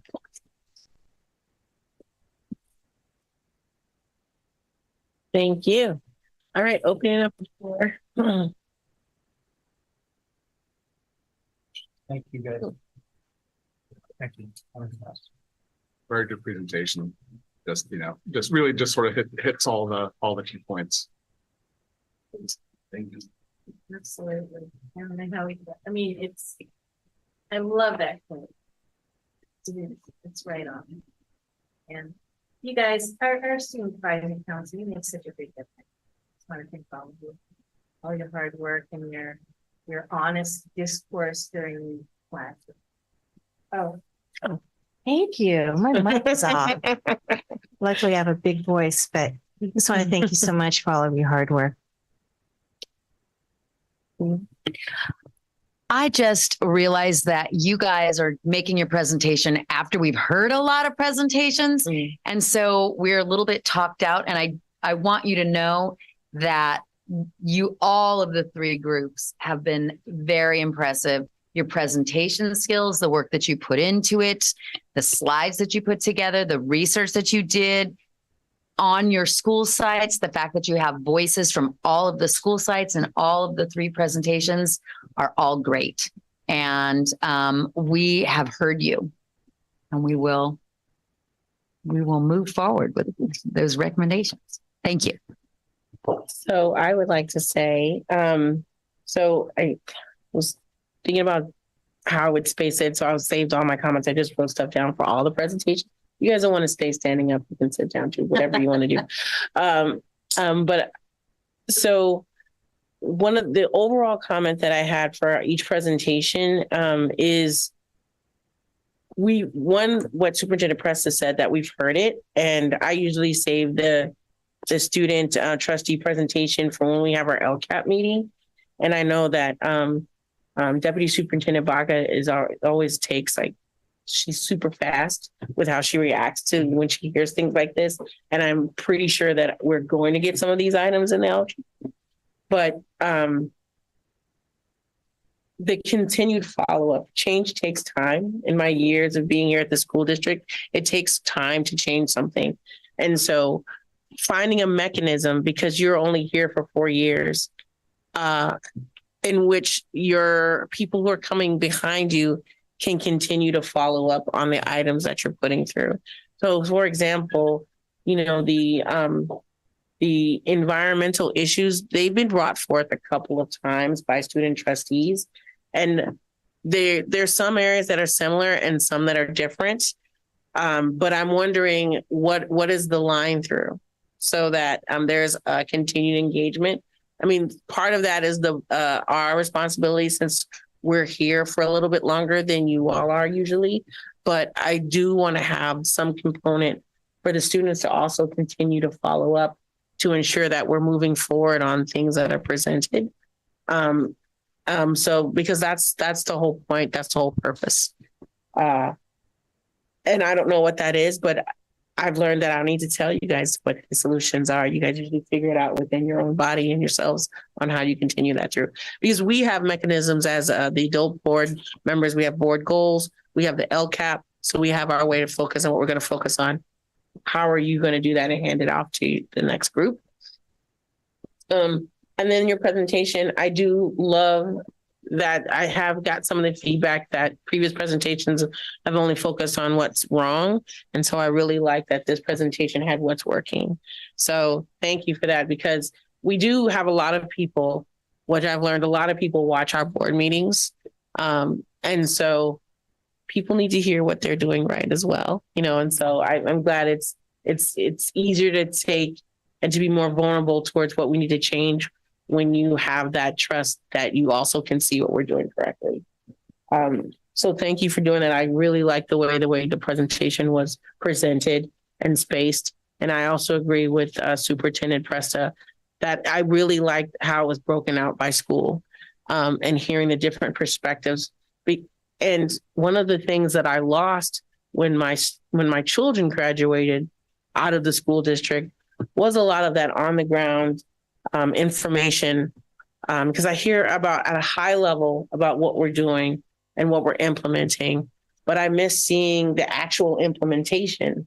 And so seeing the pictures and hearing the descriptions of some of the things that are actually doing helps me visualize what we need to do and what you were proposing. So I thought the presentation was presented extremely well. I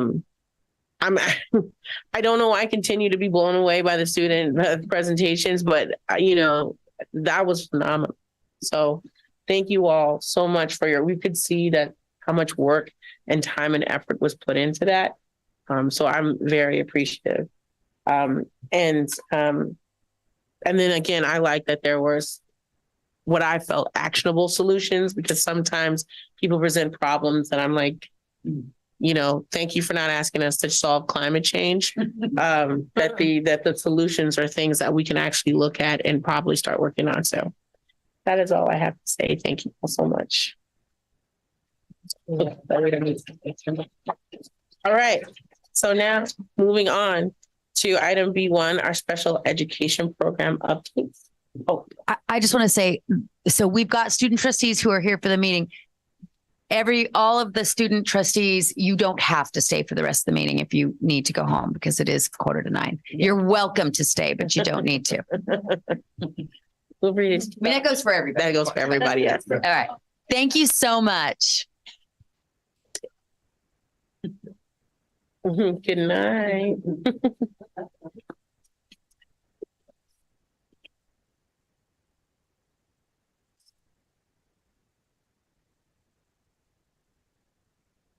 Okay, so you're on here for, I don't know if you need to do any intros, W. Martina Baca. Now I just want to introduce our fabulous directors of special education who will provide us with the updates on the program. Grace Ventura and Lee Medvedoff. Thank you. Take it away. Have a good night, everyone. Well, thank you for having us, and we'll make sure that our presentation is as phenomenal as the students' presentation. We'll promise we'll make it as exciting as what they have presented to you guys. So I'm Grace Ventura, and I'm here tonight with my co-director, Lee Medvedoff, and we're going to discuss our update for the school year 2023-2024 in special education. Oh, and we're going to just give an overview. We promise that we're going to make it short, but also still very informational. But we would like to discuss a little bit of what special ed is, what's our department staff, and who are our staff that has been holding our department, and the fun stuff about working with California Department of Education with our compliance updates. And of course, our mission and vision and goals, which we collaborated with our special ed council. So here we go with special education. So I would like to cite from our Individuals Disabilities Education Act, famously known as IDA, that special education means specifically designed instruction. So this refers to services and supports. It doesn't refer to allocation. Special ed is not people. And it's services and supports to meet the unique needs of students with IEPs or with disabilities. It is individualized and not one plan fits all. And the good part is that it's no cost to the parents. So that's what we call the offer of faith, which is pre-appropriate public education. And before moving on, of course, special education is full of acronyms and terminology. These are just a few of the most common terminology that we would like to mention so that we are all on the same page. So IEP, the Individualized Education Plan, is a plan or program that contains the students' educational programming, goals and services and supports, as well as evaluative measures that the IEP team makes sure on how to achieve those goals and achievements, goals and objectives. We also have the free appropriate public education, which is no cost to the families and to our parents or guardians. Our LRE, or least restrictive environment, which goes along with our inclusion. And what we wanted to mention here is that LRE and inclusion is a placement where we would like our students with IEPs to be with their general ed peers or with their peers as much as possible, of course, with the maximum extent appropriate. I know that, we have varying abilities and needs of the students, but we also wanted to make sure that those needs should not be preventing them from being included in the general education setting. Self-contained class, it's our separate classroom outside of the regular setting or outside of the general ed class. And formerly known as Mod Severe program, as we famously call it back in the day, we now call it extensive support needs. And Lee? Okay, so I have a little bit more to say on this slide, but then I promise I'll speed up, right? I do know it's being late. So when talking about what is special education, we felt it was important to briefly provide some historical context, especially since one of the things in our district equity statement is about righting historical wrongs. Oh, I hope you two picked it up, but I think everyone else heard it in the room. So prior to the 1970s, unfortunately, students with more significant disabilities were largely excluded from the educational system. And then many other students struggled to access, the traditional model of education without services. So it was around the 1970s that the walls around schools began to come down, thanks in part to the disability rights movement and subsequent legislation. So today we're guided by IDEA, or the Individuals with Disabilities Education Act. This is the law that requires us to provide students with disabilities with access to education in the least restrictive environment, or LRE, the term that Grace was just defining. And really what that means is the onus is not on students to demonstrate that they're ready, to be included, but rather the onus is on us as educators to make sure that classrooms are accessible. And so ultimately, this all falls under the umbrella of civil rights when we're talking about educational access.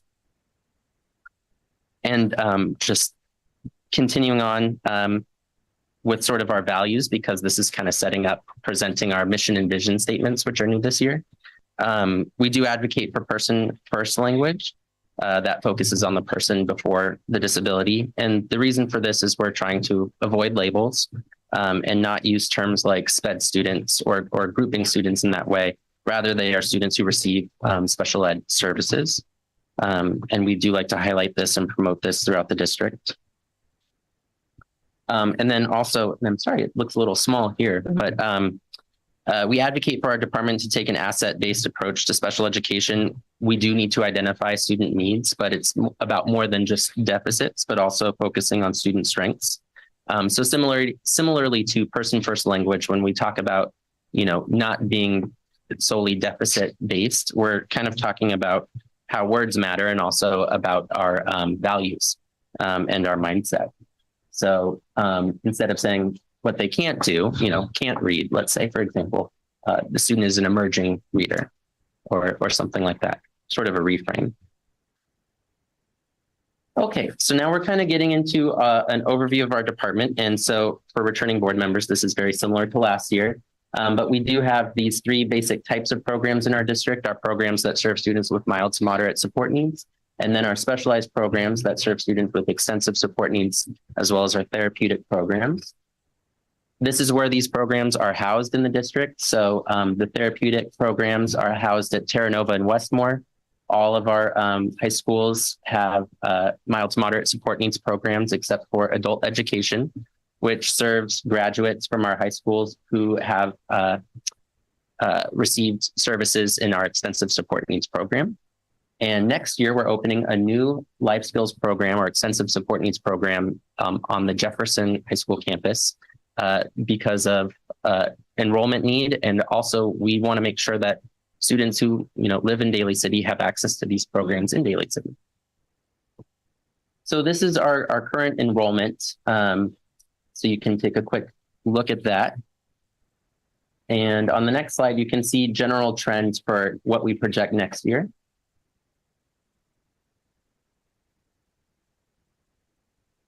We also have students in our non-public partner schools. So these are not schools that we operate, but rather that students might attend if this is the least restrictive environment for them.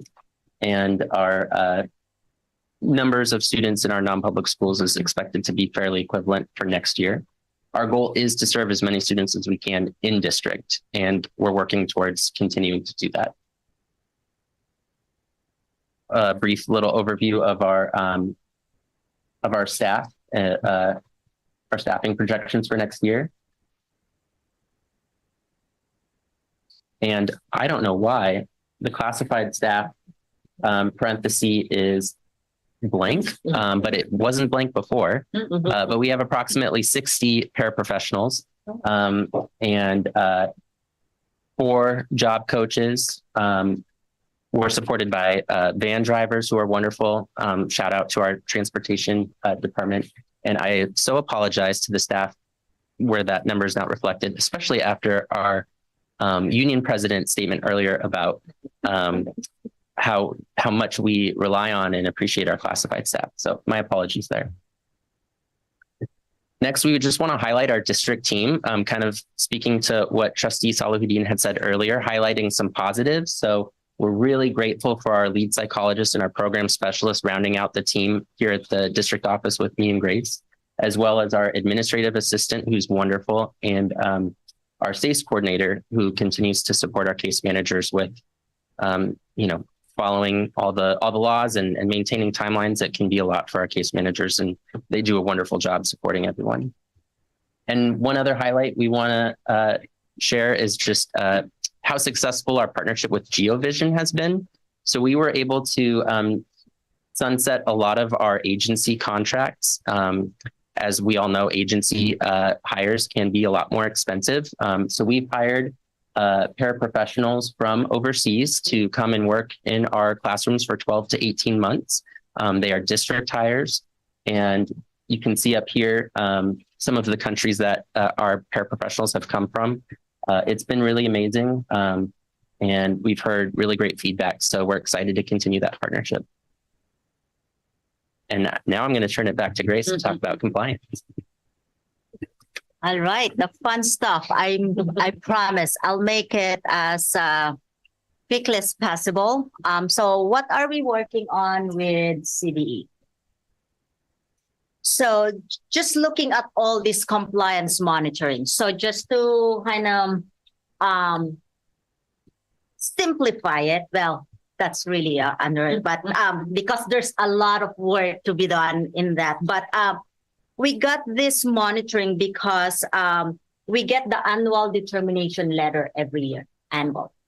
So the CDE is required to make this annual determination on the performance of each LEA, just like our school district.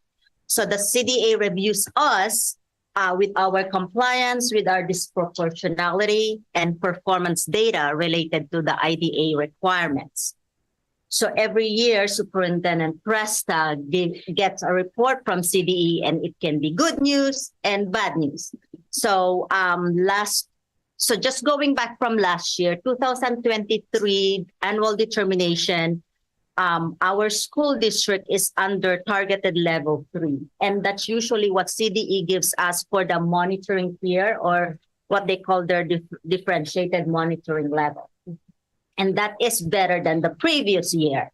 So last year, we were doing compliance and improvement monitoring, or SIM, for our returning board members. Maybe that's an acronym that is similar. So we were doing, I get good on that, with all the activities that our Deputy Superintendent of Ed Services has been supporting us with this. So we started doing our progress report. We know that there are some activities that we are still going to, that needs improvement, like our SST processes and all that. So we know that. So we did completed our 2 progress report. Now, when Superintendent Prescott got the 2024 annual determination letter, unfortunately, our school district has gone back to intensive level. So how it works with our their monitoring level is that started with universal, and then it goes to targeted. So that was where we are last year, and then it goes to intensive. So this year we are back to intensive. And so that is the CSACE. And this is a very wordy acronym, but it means you'll get a prize if you remember this acronym. But the CSACE is Comprehensive Coordinated Early Intervening Services, CSACE for short. And so CDE has identified our school district as significantly disproportionate based on race or ethnicity with respect to the identification of students with disabilities. So if we look at the SIGDs on the second part, we are, or on the JUHSD SIGDs on the third one, is that our district has over-identification of African-American students under specific learning disability. So that's what we are being monitored right now. So we are intensive level, and the SIGDs requirements are set through federal regulations. And part of this STEAM for SIGDs as part of the CSACE is that we're looking at CSACE, we're looking at our annual policies again, practices and procedures review. We're going to look at more closely with our target population, which in this case this year is our African American with under SLD. And there are some budget restrictions on this. So what's our next steps is that there are requirements, there are instructions, there are budget, there are plan forms who are designed to meet federal requirements for the use of this specific CSACE funds. And I know I make it like so cool right now, but the implementation stages is actually a lot of time and energy and effort for the Ed Services team. It goes from step 1 to step 4, where it starts with us just gathering and inquiring of what really is the root cause of all of this. And then we investigate, and then we plan for the results, and then we implement and monitor. And then so it kind of just goes around. One of the things that we also wanted to point out is that these 2 things that we are being monitored, when we were identified last year as targeted level 3, we are still continuing to do the activities on that. We are still continuing to do the progress report on that. In addition to the CSACE, the SIM for SIGDs that we are targeted for this school year. So for our targeted level 3, we have progress report coming up in June, but in July. And then, but in June, we have some reports for our CSACE. So we're trying to work with our SELPA, which we are actually very grateful because our SELPA has been very supportive with us and helping us with our CDE, who's working with us, plus our TA facilitators that were given with us. And there's certain number of hours that we have to work with them. We have to use this fund in certain, time period. I know Lee and I just, follow what our Deputy Superintendent of Ed Services have to say, but, I know a lot of work is coming from her, and we're just very grateful that she's part of all of this monitoring, this compliance and improvement monitoring that we go through in CDE. See how fun that was. Okay. And because of this, not because of this, in also, so when we were looking at all what's happening with the improvements and also areas that Lee and I would like to improve in our department, is that we look at our mission and vision and goals. We wanted to make sure that it's not a top-down kind of like the two of us are just going to be looking at what we would like our communication directors to put up in our website and be done with it.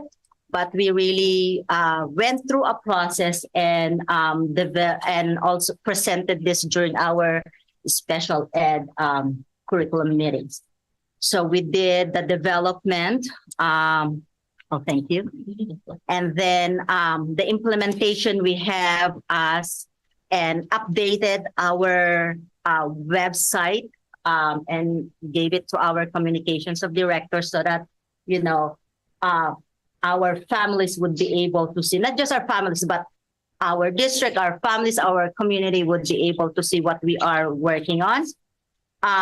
Mission, what we just focus is that we look at also our district equity statement, and we kind of wanted to make sure that we have the same vision and we're following what the district's leadership is. So we focused on equitable access, we focused on student-centered IEPs, and because of with all the students' diverse learning needs, and that we will provide or we will promote the creation of quality learning environments that support the students to be successful. And the vision is same thing, just like what Lee said, we look at asset-based view of ability and support so that we can develop self-determined learners and students. And the goals is that that we are going to meet our city targets, but also we wanted to increase and support co-teaching across district so that we can increase our LRE, our least restrictive environment setting, to ensure that our students have access to grade level standards, that they're going to graduate with the knowledge that they are ready to face the world. And also to address our disproportionality, not just with our African American students who we are monitored this year, but with all of the diverse races and ethnicities that we have at the district level. Any questions? Thank you. Opening up for questions. Our question. Yes. So at some point, Lee said that something along the lines of we endeavor to serve students in the district. And can one or both of you, if you want, talk about why that is? I think I know why, and I'd like everyone to hear why. Did you want to start? I did. So why we want to serve students in district? Well, in many cases, it is least restrictive environment. Students would have access to more opportunities, hopefully at their home school or in their home community. Students who do attend these other schools may have to travel hours per day to get there and back. And the schools are composed of, not that this is wrong if this is the setting the student benefits from, but all students there are students who receive special education services, and we do want our students to have access to their peers on our comprehensive campuses to the greatest extent. Thank you. Yes. I'm just grateful for the presentation because it's always good even though, with all the years I've been here, this is the one topic that I always struggled to wrap my head around just to understand, because I didn't have kids that needed the services. So to be able to hear from you on a regular basis is really helpful. And I am grateful that, we've been able to have a lot more stability with the staffing levels and having met a couple of the paras from overseas, it's impressive, just their qualifications and their excitement actually to be a part of this community. So, thank you for both of you for your leadership in guiding this group. Absolutely. Every year, it's always a good reminder the terminology, it's always a good reminder for us. And I had the opportunity to meet one of the GeoVision paras and their interactions with their students, and it's just, and the parents, and it was almost like they're a family. So it was good to see it in action than instead of just on paper, you know. And I just want to, you two are so phenomenal, and CSACE is very sexy now. The way you presented it, I thought, man, it's so cool. I mean, I had to look over at Miss Baca because she was losing it. She was just laughing so hard. Because I know you just compliance. I work in compliance at my job. It's a lot. And you are juggling things constantly and serving the students. So I just want to thank you so much for everything you do for our community. I just want to say I'm continually amazed at how many hats our district has to wear to kind of continue to bring great education to our children, and especially our special needs children. It's challenging to try to figure out, how to give them what they need. And I'm just impressed with the fact that our district is blessed with great educators and people like you guys that take it serious and put your heart and passion into it, and makes me feel good to be part of it. So thank you. Thank you. I want to say a couple of things. First of all, thank you so much for being so thoughtful about what you put into this presentation. But what you all don't know is they met with Kareen and me. They were really thoughtful about what to put in the presentation for the board and the public to hear and learn. This special education, that just the terminology alone can be confusing. And so thank you for that. I also want to call out, you guys did give Deputy Superintendent Baca some props. I want to give more props because this, the level of thoughtfulness around data and around why these things, why are we disproportionately identifying students? Are we identifying them? Are they coming to us pre-identified?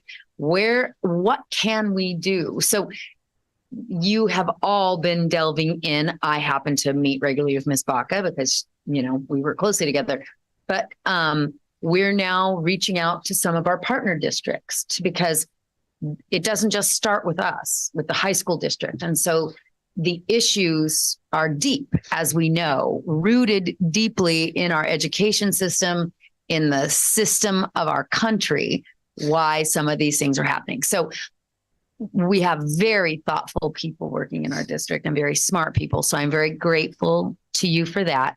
And then I also just want to call out, sometimes, we're really good at this compliance.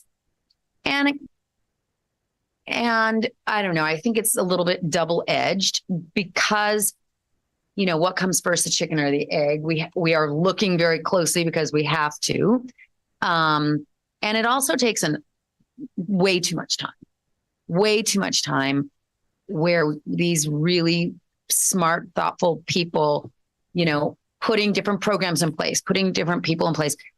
It would be great if we could spend more time on that and less time on forms and things like that. So I'm just going to say that we're good at it. I wish we didn't have to do so much of it. But I will say that this latest round of disproportionality, I've seen us actually delve in a little more further. So maybe there's some good in that. But anyway, thank you very much for your presentation, and thank you guys all for your work.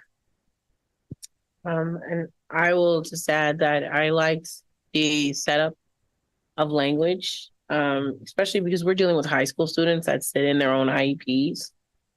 So when they hear the way they're spoken about, I know I didn't even think about it until one time my son told me in the car he hated the IEPs because of the language that was used about is speech and reading. So thank you for just putting that out there and building awareness around that. And then, looking at the language that is used for special education in general and how challenging it is for people who are born speaking English. So tackling this system, if English isn't your first language, is, even more daunting. And so I'm happy that we do have paras that are seemingly bilingual or multilingual, but I'm hoping, and I don't know if you guys can talk a little bit about what you do for parents in our system where English is not the language that is spoken at home, predominantly spoken.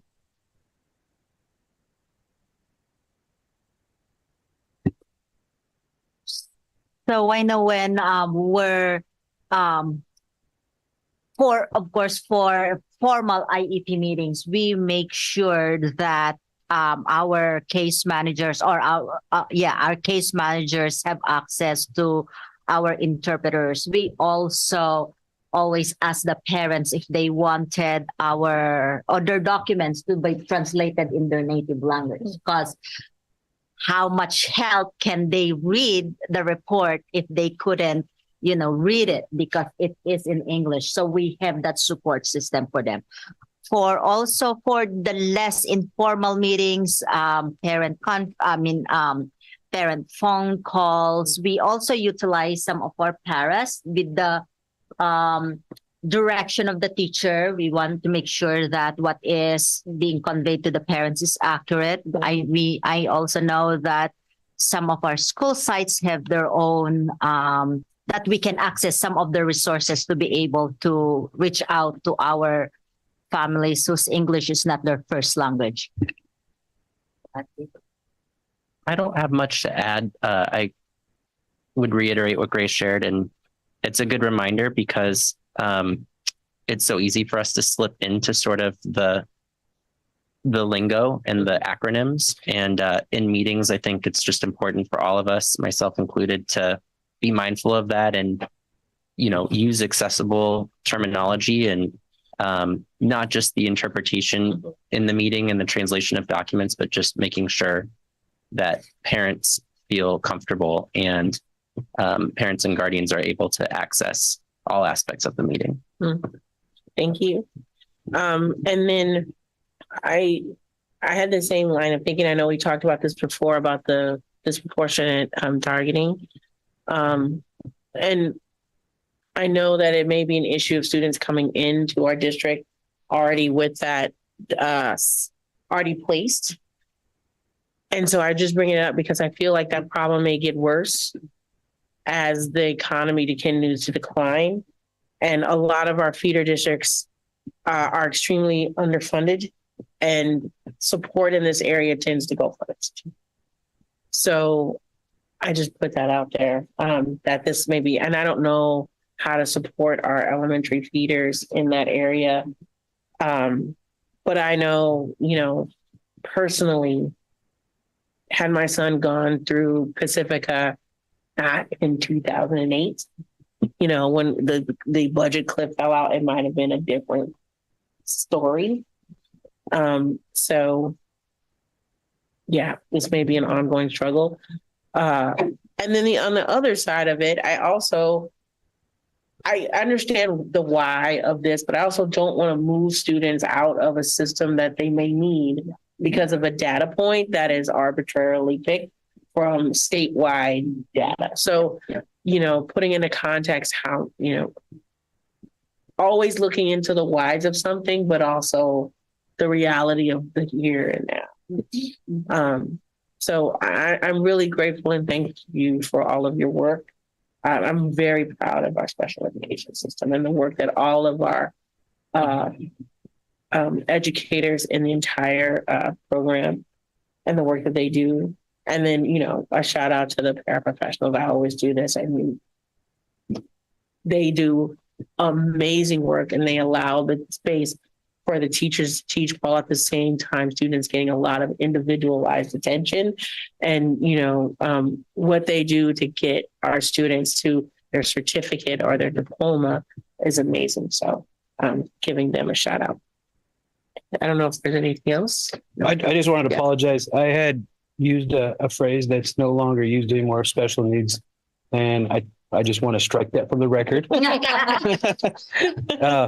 apologize for that. So I know we don't go there anymore. So I think it's That's okay. We're all going to make mistakes along this journey. So that's all right. Thank you for saying that though. All right. So did you have your hand up? I'm so sorry. I didn't see it. It's okay, no worries. I just wanted to give kind of like the high school point of view. So thank you for clarifying how the language we should use like towards these students. I believe it's very important because I feel like high school students are not aware of this language and they might not say it like intentionally, but it can be taken in a very wrong way. So I do think it is very important for people and students to be more aware of like to be cautious with what they say in the way they say it. Absolutely. And thank you for the presentation. All right. Thank you all so much. Thank you all. Thanks so much. Thank you. So if it's okay with everyone, we are going to take a 5-minute break. Just so little bio break. So I'm going to pause the meeting for 5 minutes and then bring us back at 9. Yes. 24. 9, just go to 9:25 just to make it.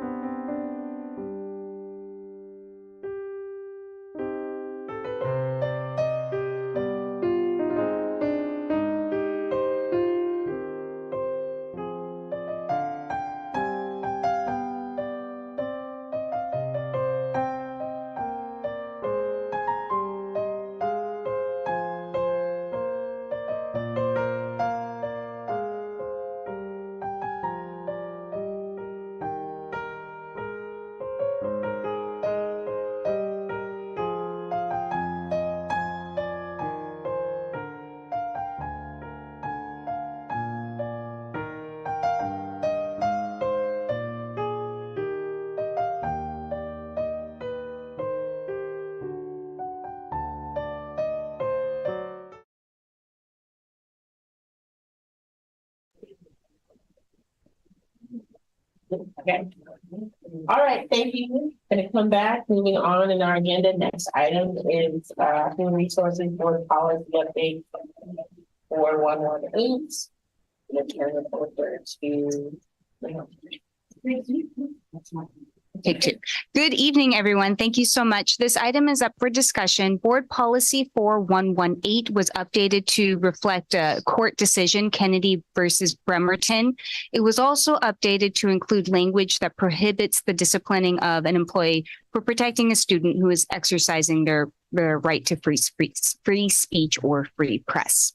So it's just some updates, and I welcome any questions that the board may have.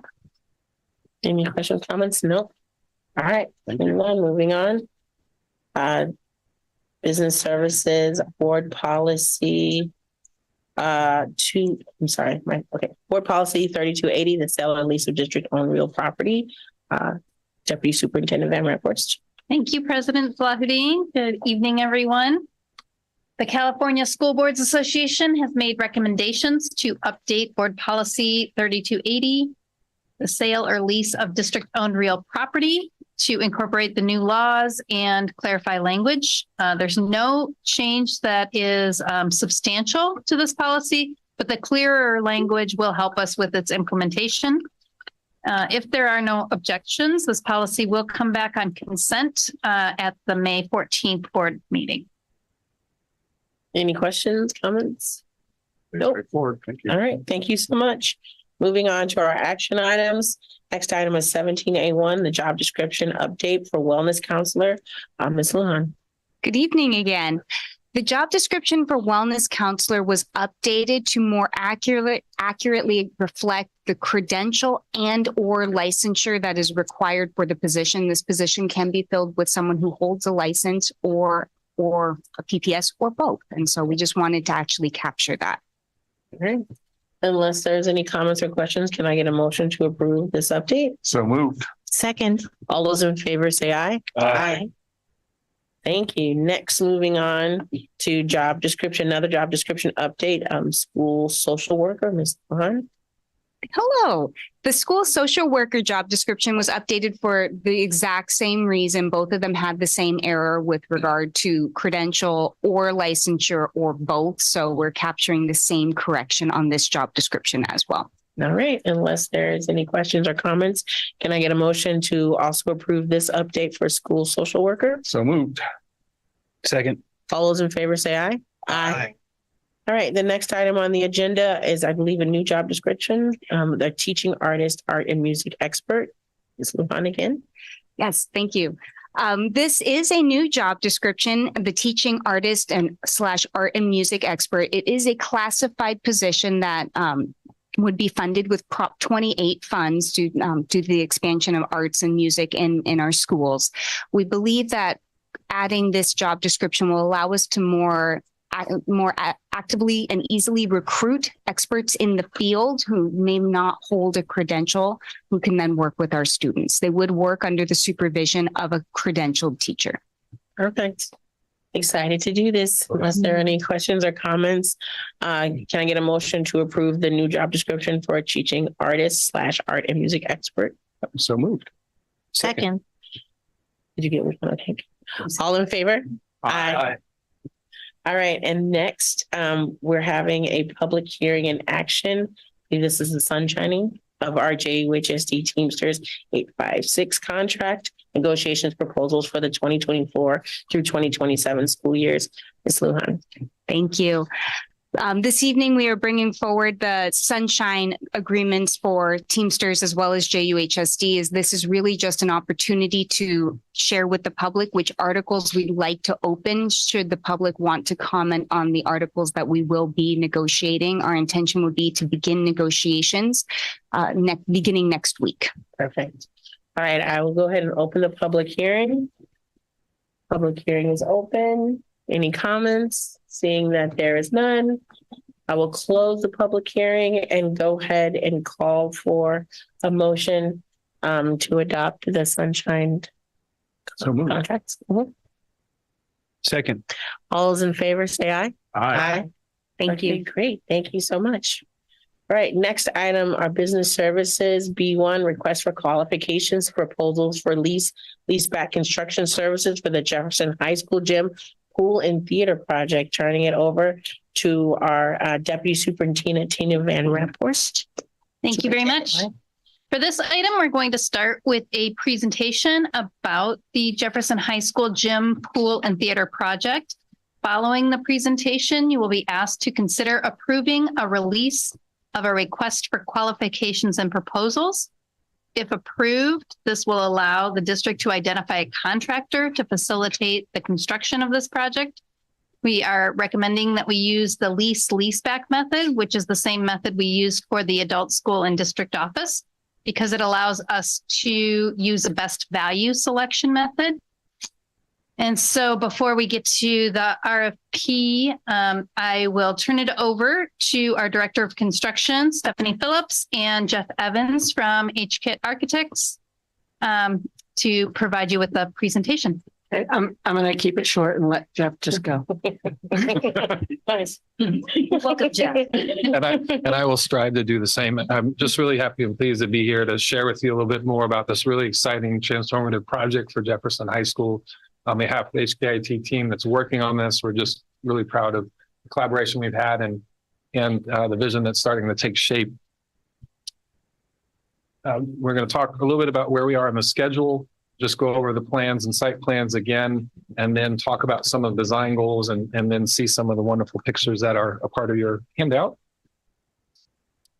So we are in the latter part of schematic design. We just crossed the 50% schematic design threshold a week or two ago. And so what this means loosely is that we have the size of the building, we have the rooms that are in it, we know where those are located, we know where it's located on the site, but we are still have opportunity to collaborate with staff, with the district around things like what goes on in those spaces, how the individual spaces are laid out, colors and materials, those kinds of things. And so again, we have the bigger vision for the building and the systems of the building, and now we're zooming in. So in brief, we look at an aerial here and I move the cursor to show. Yes, I do. So as we know, the proposed project is to remove and replace the existing gym and pool building with a new gym and then an outdoor pool with a sport court in between. And then additionally, we're going to talk a little bit about the addition to the stage as well.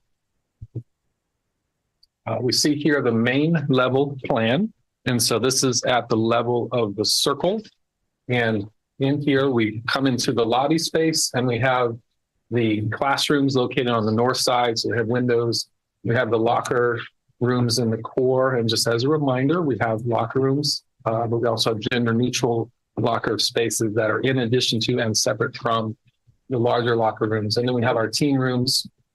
And so again, this is not in a basement. This is kind of at grade. And then we go upstairs. So there are 4 different stairs. We go upstairs to get to the main gym. We're targeting a 1,200 seat capacity for this main gym. We also have concession spaces there. One of the things I want to highlight is that with an outdoor stair on this side and the doors on both the north and south, should it be selected, we have the ability to have separate ingress and egress for home and visitors. And then we go down to the, this is also at grade at the sport court, but we have the fitness room that has some garage doors that we'll see in a minute that open up to the sport court. And then all of this is sort of continuous at the same level to the pool. And so the sport court has the ability to be overflow for the pool deck. And then we also have wet locker rooms here. So students can rinse off following swim lessons in class. The pool itself, again, this is one of the things that we're still sort of developing exactly how the lanes are going to lay out. And we look forward to having those conversations. Similarly, you'll see some striping on the sport courts, both inside and outside. Still going to collaborate with the school about which sports we need reflected there. So as we look at the Jefferson High School campus, there is a palette of both materials and colors that are on the newer buildings that are along Mission, and then also that arch as it turns back around to the administrative area. And the new building is designed to be complementary to and fit in this sort of front face of the school as it faces Mission. That said, brick and stucco might be a little boring, and this is a gym. This is about athletics. This is about school spirit. And so it's as important to reflect the colors, the spirit of the school, blue and gold, and then to be this civic and institutional building for the schools. One of the other things we're very aware of, one is that on the positive side, the existing gym does have some windows, which makes a nice bright space, and we're trying to continue that. But we have a basement, and a lot of the rooms are in the basement that may have one window, but it's kind of way up at the top, and so it's they don't get to open it, they don't get fresh air. Some of the classrooms at the front, the blinds are always drawn because it opens right out onto the circle, and so we're being mindful of providing quality daylight and fresh air. And then through the district's leadership, this is a project that is targeting LEED certification, and so this will drive our design as well. Without further ado, sorry. Oh, thank you. Boy, leadership in environmental. Oh gosh. Sorry. We know now. Yeah. Design. I was forgetting the second E, but leadership, environment, energy, and environmental design, or something like that. Oh gosh, I got stumped. Thank you. Okay. Green building. Green building. So here we see a view from the circle, and the gym is there in front of us. A couple of things, as we mentioned, it is picking up on the form and shape and colors of the arch across at the admin, and also as it wraps around. It's basically the use of the brick and the stucco. We went for the exterior stair, both for cost reasons, but also for the circulation we talked about, but it let us have the opportunity to have that reciprocator pick up the exterior stair that's also on the other side of the campus. And then it was really important to have a glass lobby there so that we can see on game days that space light up. We have the ability to see inside, and we tried to very selectively find places to bring the school colors in, but not too much. We don't want blue and gold everywhere, but we want to have places where it really comes through, and this becomes kind of the beacon on game days and something for the whole community and the school to be proud of. This is a view from the south, kind of hovering over the roof of the auxiliary gym, and we can see the outdoor pool and sort of the continuity with the sport courts, and we can see that fitness room becomes double height, really wonderful space that also opens up onto the sport court. And again, just places where we're picking up the school colors, but not too much. You can see the form slopes up to the north of the roof, and we'll get inside the gym there in a second. You can see also the roll-up doors I was mentioning, some garage doors there, so we can get some nice fresh air, and then the classes can spill outside, and the teachers have direct supervision as well. Here we see the first floor lobby, and you notice the brick arch there. That's again picking up on the form from the admin and making that main entry. And then some.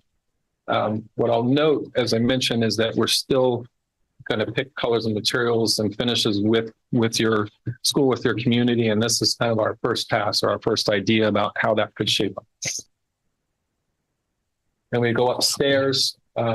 Similar treatment. We can see that arch there up there. These are where we have our two different doors going into the space, and we'll have a space for a concession stand, and that's certainly something we need to program together to decide, is it more of a snack thing, or is it more of a selling apparel, or is it a little bit of both? So we can work on that together. And then some color and school spirit in the stairwell, and then the gym. So some north windows, bring in some nice natural light. We're very sensitive to the idea that both the east and west are going to have windows, and we need to control the light there and not get direct sun onto players' eyes, what have you. And so do some frosted glass there. And then we'll work together on the colors for the court. And this just shows the first pass. It's some blue and yellow there. And then it's really important to have acoustic treatment both at the ceiling and the walls. And so we'll do that, but then we'll have a place for the school name and everything to be shown. I want to talk a little bit about the court size. This is an 84-foot court. The existing court is 88 feet. We took a long, hard look at whether we could accommodate the 88-foot court, and both for cost and size reasons, the decision was made to use the 84-foot court, which is high school standard. And then here's the view of the north side. We've kind of cut away the existing building so you can see that. And one of the nice things is that both our dance and our classroom will have windows. You know, we need to work, as I mentioned, with the teachers about do we want these to be high windows because we still want to use that wall for a bar and mirrors, or do we want to have these come down and use the other walls for bar and mirrors? And so this is something we worked through on other dance rooms we've designed. And so this is a starter. And then to talk a little bit about the stage addition, this shows the spirit of what we'd like to achieve. And that's to provide this addition that's about a little under 900 square feet on the north side of the stage. And so this curve there and that higher volume is the existing stage. And so here's the addition. It sits roughly where the stairs that come down are now. And so we'd replace those stairs, provide the addition, and add a canopy that kind of wraps around. And then we have a ramp into the space. And this is built at the level of the stage. So we'll have accessibility coming in here and accessibility onto the stage. This is important. And then some additional ramps to connect up to this level as well. And again, we're still kind of working through the details on this, but this is the overall approach.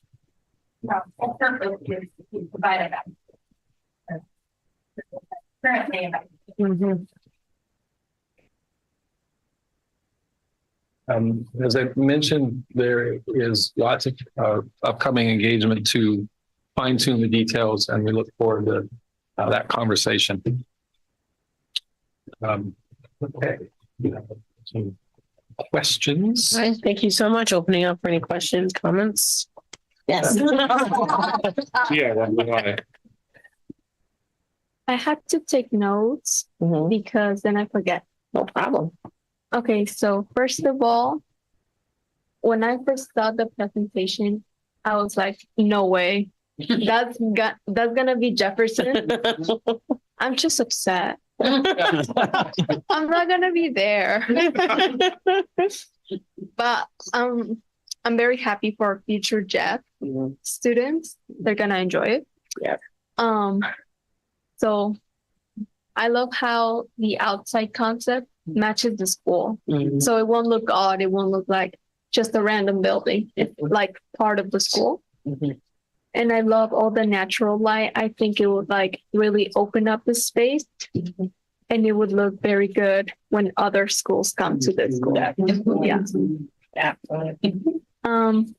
Also the backstage for the theater, I believe it is very important because I've been in one of the Mission Fusion shows and it's a mess. It's like there's not enough space and girls and dancers don't have a nice place with space where they can change. So it's kind of like they're in a rush.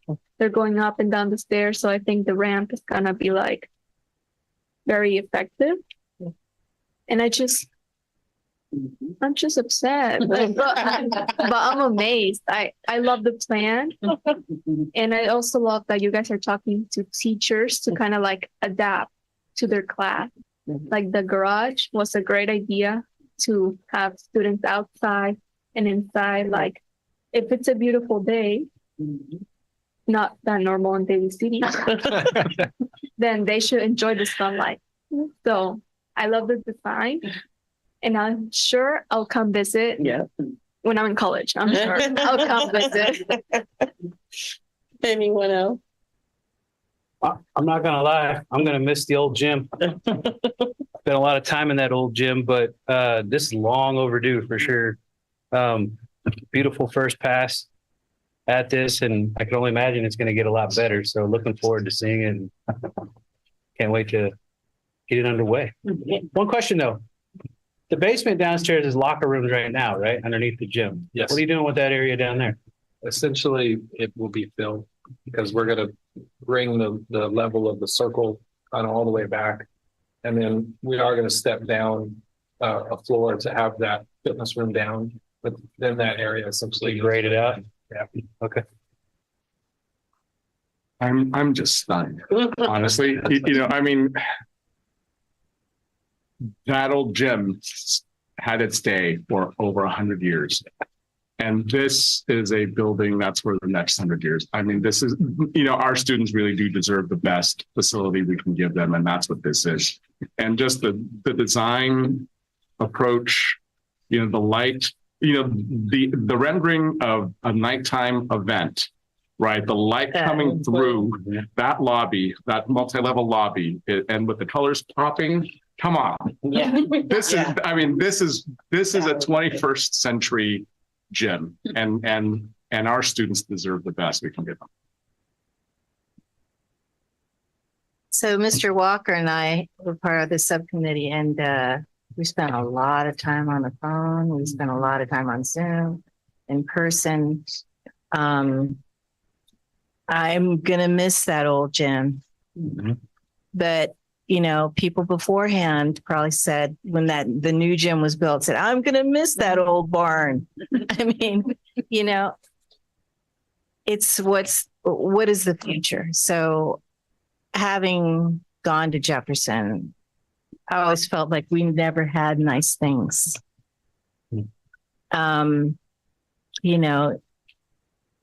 Even when I was on the track team, we had the gravel track, and Serramonte High School. This school had the nice track, but when Westmore, when we built the new theater, a lot of our Jefferson students would, God, why do they get the new theater? Well, this is going to be, why do they get the new gym? I'm just so glad we're able to provide this. I think the collaboration, the teamwork that we all had was amazing. I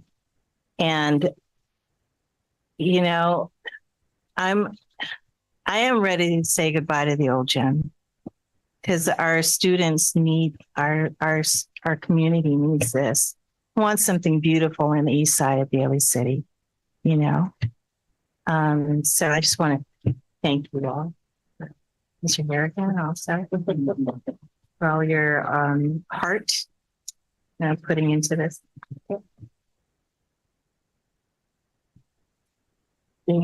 I just want to say it's been great being part of the process, not necessarily having all kinds of original ideas, but just being there and seeing stakeholders, working with the architects, seeing Ms. Phillips go to work, been a great experience. So I read the board packet on my iPad. So it's not a big screen. So seeing it on this screen is a way different experience. Like I was like, oh, you can see into the window. That's so crazy. And I will also say that most of my family live in the South. They live in Texas. They live in Georgia. Go to a high school in Texas and in Georgia. This is what they look like. And when my family comes here, like when they went to the graduations, they were shocked. They were like, that's a high school? It just looks dramatically different. And so I'm glad, when I see all the updates, like when I went through Westport and looked at the updated buildings and the theater, I was like, this is what my family members have in Texas this year. And now, once again, like if you looked at this looks like a school district when I visit my family, a school when I visit my family in Texas.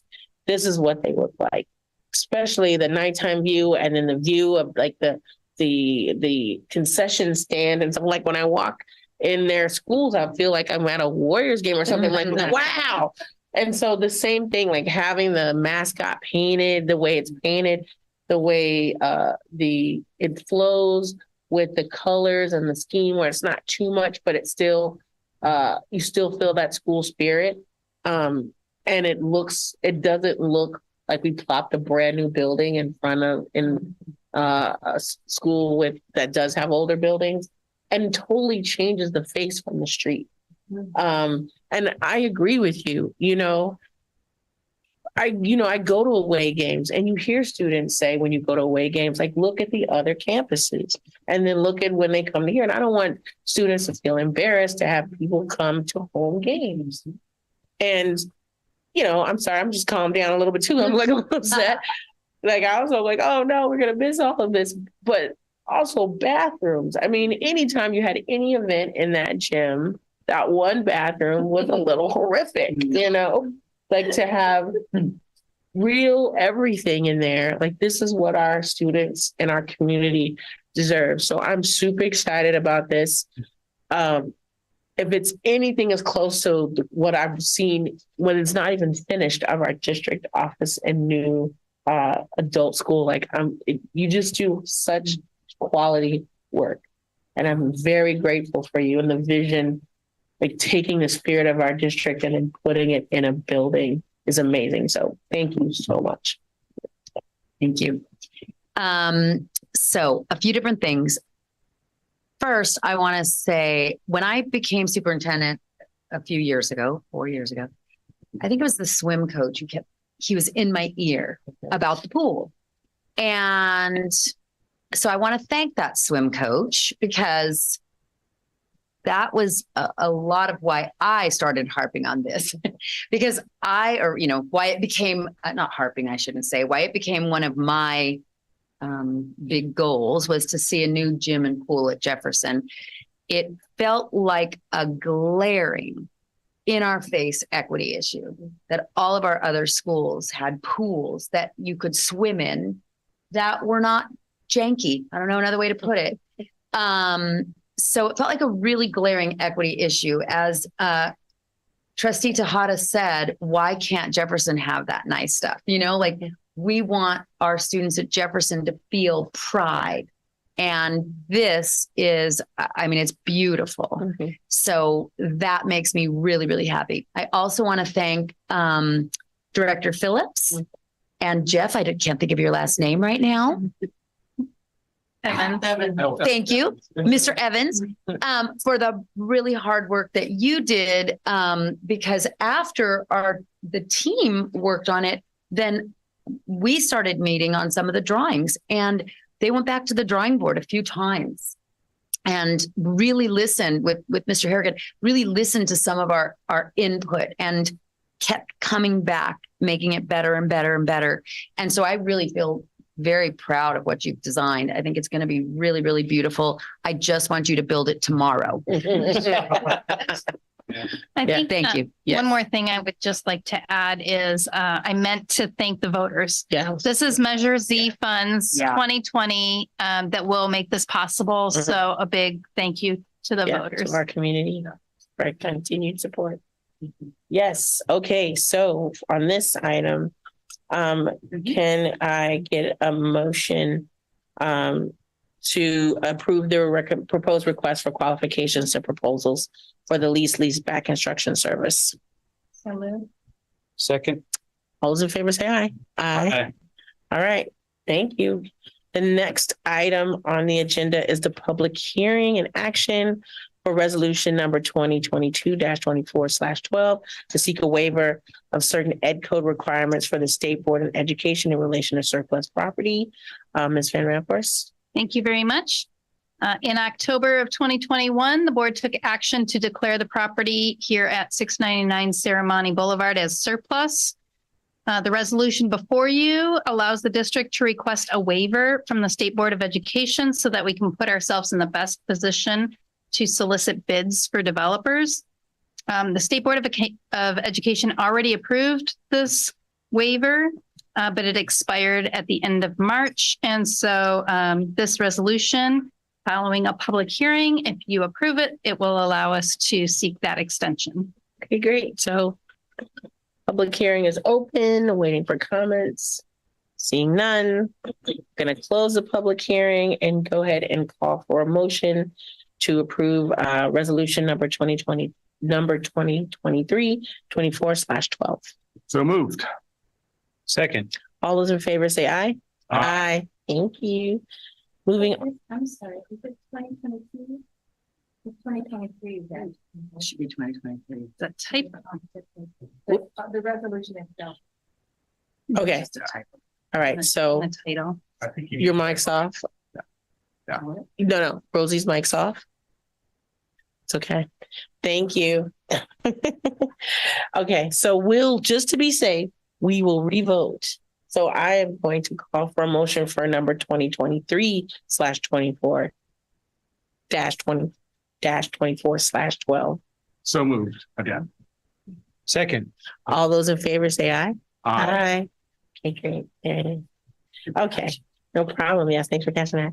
Now moving on to resolution number 2023-24/13, authorizing the issuance and sale of 2024 refunding general obligation bonds for the purpose of refinancing outstanding 2014 general obligation refunding bonds, and authorizing the execution and delivery of an official statement, bond purchase agreement, and escrow agreement, and approving documents of official actions relating thereto. Ms. Van Rapport. Thank you. So that title kind of says the whole thing that I'm asking of the board. But what this is one of our favorite things to do, which is try to save the taxpayers money by refinancing outstanding bonds when it is in a good position for us to do that. Our financial advisor, Dale Scott, and our bond counsel, Chick Adams, are here tonight to answer any questions you might have. And thank you so much for sticking around. All right, opening up. Does anyone have any questions? Yeah, just one. I couldn't tell how much we actually are refunding. The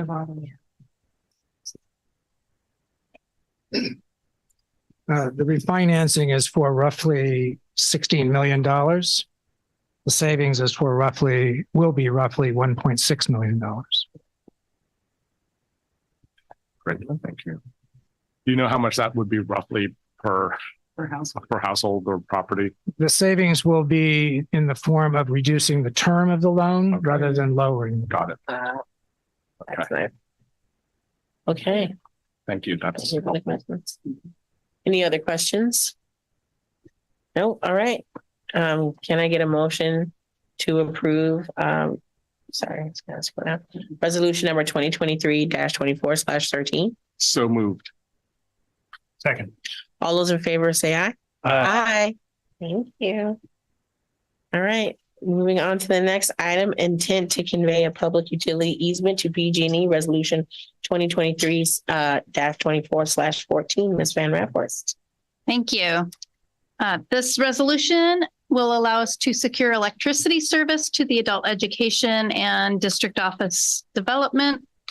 This is the first step, is to declare our intent to secure or to convey an easement. And then at the next meeting, we would actually hold the public hearing and formally grant the easement to PG&E. Any questions? No. Can I get a motion to approve the resolution? Second. All those in favor say aye. Aye. Okay. Moving on to consideration of future agenda items. Anyone have anything they want to add to a future agenda? No, I think we may have discussed it all tonight. Yeah. The student trustee presentations, so those type of things that we might consider in the future. Yes. So if you want to discuss anything more, or one of the great places and where I always take this is that we have our LCAP budget work study. And that's a great place to discuss folding something in because we're discussing the budget and the LCAP. Sounds good to me. Question. I apologize. I thought meeting's over. Yes. Well, we answered it. Yeah, but it was more like for the student trustees presentation, where can we bring those items back? And I was saying one good place to bring it back into the LCAP and budget work study to discuss them further. All right, any other items? Nope. All right, moving on to adjournment. Can I get a motion to adjourn? So moved. Wait, do we need to go back to close? Yep. Okay, so we're gonna adjourn open session and go back to closed session. All those in favor say aye. Aye. Thank you. Public session is now closed.